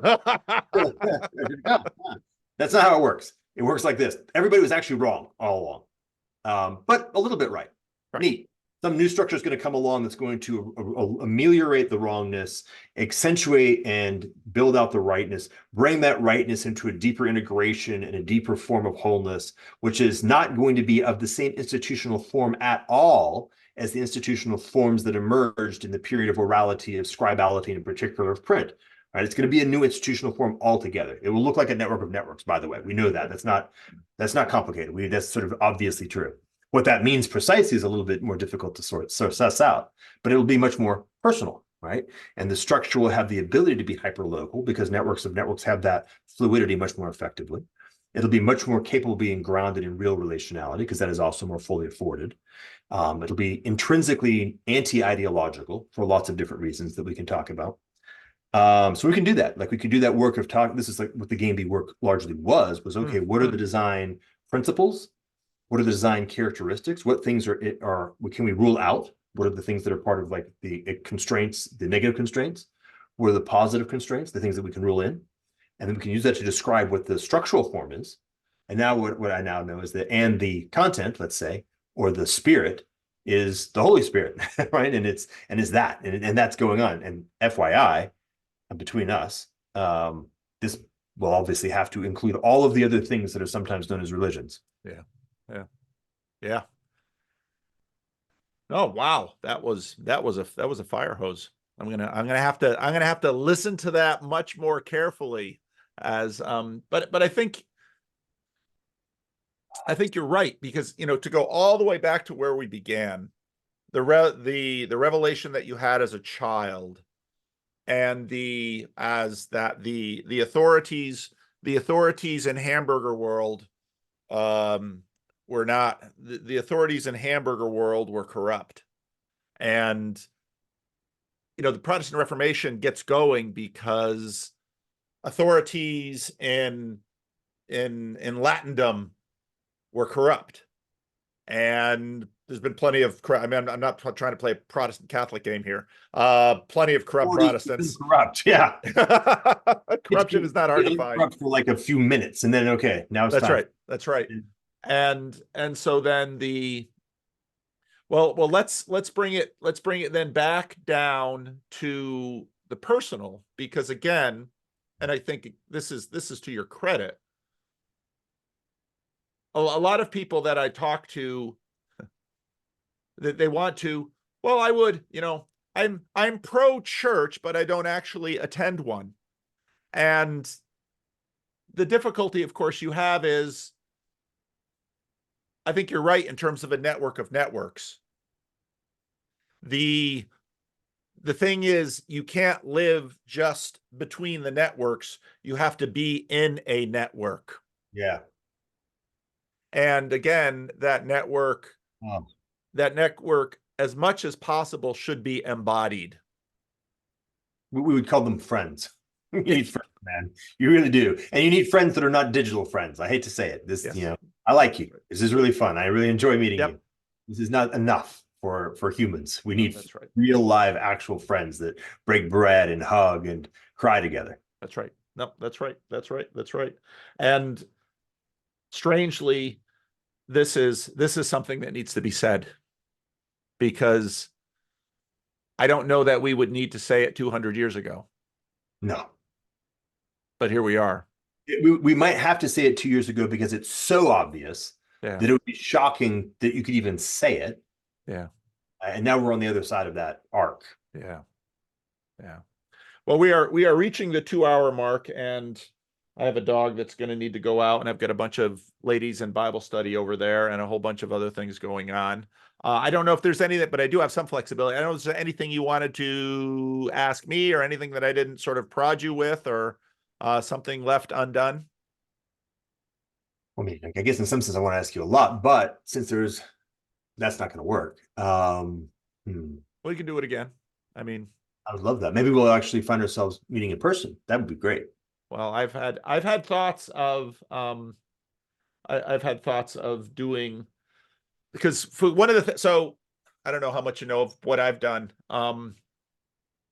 So of course I'm a local church pastor. I'm a third generation minister. I was just going about my business. My church is continuing to sort of go downhill. I did church planting both locally and denominationally. I did a bunch of these things, and about 2005, I did a deep dive into Tim Keller, because sort of watching what was going on with that. And then about 2016, 2017, Jordan Peterson came up on my radar, and I saw, I, I didn't know what he was doing initially, but what caught my interest was I saw what was happening around him, and I began noticing the thing that somebody on some Reddit thread somewhere wrote. I used to be into Tim Keller a lot, and now I'm really into Jordan Peterson. And I thought, that's an interesting pairing. How would you get from Tim Keller to Jordan Peterson? So then I started watching Jordan Peterson, and then of course I was playing around with the Freddie and Paul show, which Freddie will be awfully happy that I mentioned it. And then I decided, oh, there's something about this YouTube thing, because I was rereading Neil Postman's Amusing Ourselves to Death, which sort of goes through the cable television revolution. And I thought, I'll make a video about Jordan Peterson. What could it hurt? Because something about Jordan Peterson and YouTube is there's a connection there. And of course, the Freddie and Paul show, I would watch it. Freddie would watch it. Freddie's mom would watch it. And we were the only three people who watched the Freddie and Paul show. And but then, like, overnight, I had 300 subscribers to my YouTube channel, and it's like, what's going on? And then people started writing me emails, and people started finding me, and because I'm a pastor, I started to talk to these people, and I mean, that just continued to, and that's continued on to today. Where was I going with this?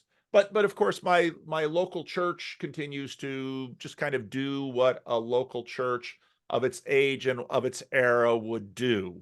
Hmm. And but as I got into this thing, I began having greater understanding of the lives of others. And so Ugh. I would first tell people, go to church, but I also had a fairly realistic understanding of just how daunting that would be for many of these individuals, because maybe they didn't have the people skills, maybe the church was just terribly dysfunctional. And if you just pick a random church, I mean, I was extremely providential that you sort of landed where you did. It's a pretty unusual place from what I understand. I'm increasingly of the opinion that it is of the category of miracle. Yes. Yeah. So I fully recognize the fact that many of the people that I'm telling to go to church, that probably isn't going to work out for a lot of them. So then, January of 2018, some of the people who'd been started watching my videos in the air said, let's do a meetup. So I didn't think anybody would come, but people did come, and they kept coming. And so then Jordan Peterson sort of goes on his health hiatus. And also the meetup thing was sort of getting stale. And so my friend John Vendank, who had done a lot of small group stuff in Southern California, we sort of come up with this little estuary protocol. Well, and then one entrepreneur out there in YouTube land who had been following my things and still follows my stuff, he continues to say, something's going on around this thing that you're doing. I don't know what it is, but something is happening, and I want to be involved, but anyway. So and he pushed me one day. He's like, are you ever going to do anything? And I'd be kind of like, well, I'm doing what I do. Okay. I don't have a destination really besides trying to help people get into church, but I do what I do. And Is there a man in there anywhere? what's that? I'm doing what I do, man. Yeah, that's right. And so he wanted more out of me. So I had this word that I'd just been sitting on forever, which was estuary, because I live in California, and I so often, even though the churches are what they are, I saw many people walking away from them and thinking, oh, I don't want to have anything to do with that. And then I watch what happens in their lives years after they walk away, and I think, probably wouldn't have hurt you to have stayed in a church. Even if you've got problems with the theology, you've got problems with the corruption, you've got problems with the behavior, at least you're plugged into a network, and now you're just out there being preyed upon by the spirits that are coming through the screens. And so then we started this thing, Estuary, and Estuary, I always said, was church adjacent, where, okay, so you can't go to a church because you don't believe in the resurrection or this or that or this or that. I don't really care. I just want you to sit in a room with about 6 or 8 people and for 2 hours have a productive, meaningful, enjoyable conversation. Could you try that? And so then we've been just starting these, before I had done church planting. So I just took templates from church planting and said, we'll have a leadership training program that John the Doc runs, and then we will just help these groups start all over the world. And that's what we've been doing. And so we've got groups pretty much in the English, Europe, Australia, Canada, US. And again, these are, for many people, this is just sort of a half step. And then I started one here, and we have it at 9:00 on Sunday mornings. And it's been awesome because the church people who watch no videos now kind of meeting some of the people who watch videos, and they're talking to each other and they're learning about each other. And it's like old people learning a young generation. It's just so, and so that's been, that's been a lot of my effort. And so Estuary's been one side. And then of course, this little corner to just encourage. And I don't even know what I'm encouraging people to do. I just want people to show up and bring themselves and be honest and at least model a little bit of love for one another. And that's, I don't have a big scheme. I don't have a big project. That's my goal. And I do what I do. So anyway. I would like to add somebody to your world. Okay. I met him in like I broke bread with him recently, somewhat, how do you say, providentially. Meaning I had no particular plan involved. His name's Ross Bird, ROSSBYRD. And he has a blog. It's called patientkingdom.com. That's all I'll say. But my name rings a bell. But anyway, I was going all through this because, so then we started doing these estuary groups. And then we started doing other events because estuaries are real little. Yeah. But then we also recognized we need sort of an intermediate event. So then we did one in Thunder Bay, and then we did one in Chino. And there have been some other, what I liked about this is anybody can sort of take this code and run with it if they want to. So the Catholics did one in DC, and Catholics also did one in Arkansas. Those Catholics are something else. They really are an interesting crowd. But I thought the other day I should probably do an event here. And actually, you were the name that I thought of. I thought I'd want someone who, so you're really handy right now because, I mean, not that Jonathan Peugeot isn't handy, but in some ways he's a little too popular, and the ortho thing is just a little strong with that group. And I'm not critiquing or complaining or anything. God bless them all. But there's just a lot of people that look at those ortho guys and are like, I'm not getting too close to that. They're just a little spooked by him. Not everybody's willing to get burned at the stake. I mean, some people want to, are a little bit hesitant. That's right. That's right. And John Vervaeke, I love him to death, but sometimes he's hard for people to understand and struggles with. And you actually were worse than that for me. Before you made this transition, I would listen to your videos and I would just think, I'm really working hard, because sometimes I do, okay, I'm going to explain Jordan Peterson, I'm going to explain Peugeot, I'm going to explain Vervaeke, and I would listen to you and it's like, I can't translate him. I'm really not sure what he's talking about. But since you've become a Christian, I can understand you better. So actually, one of these days I will meet you in person, and maybe I'll find a way to bring you out here, and I only have a space for about 100 people. So if I do an event, it's got to be a really small event. But personally, I love small events. So Nice. maybe that'll happen someday. Yeah, maybe it will. I am quite certain, actually, that I will never become too famous for a 100-person event.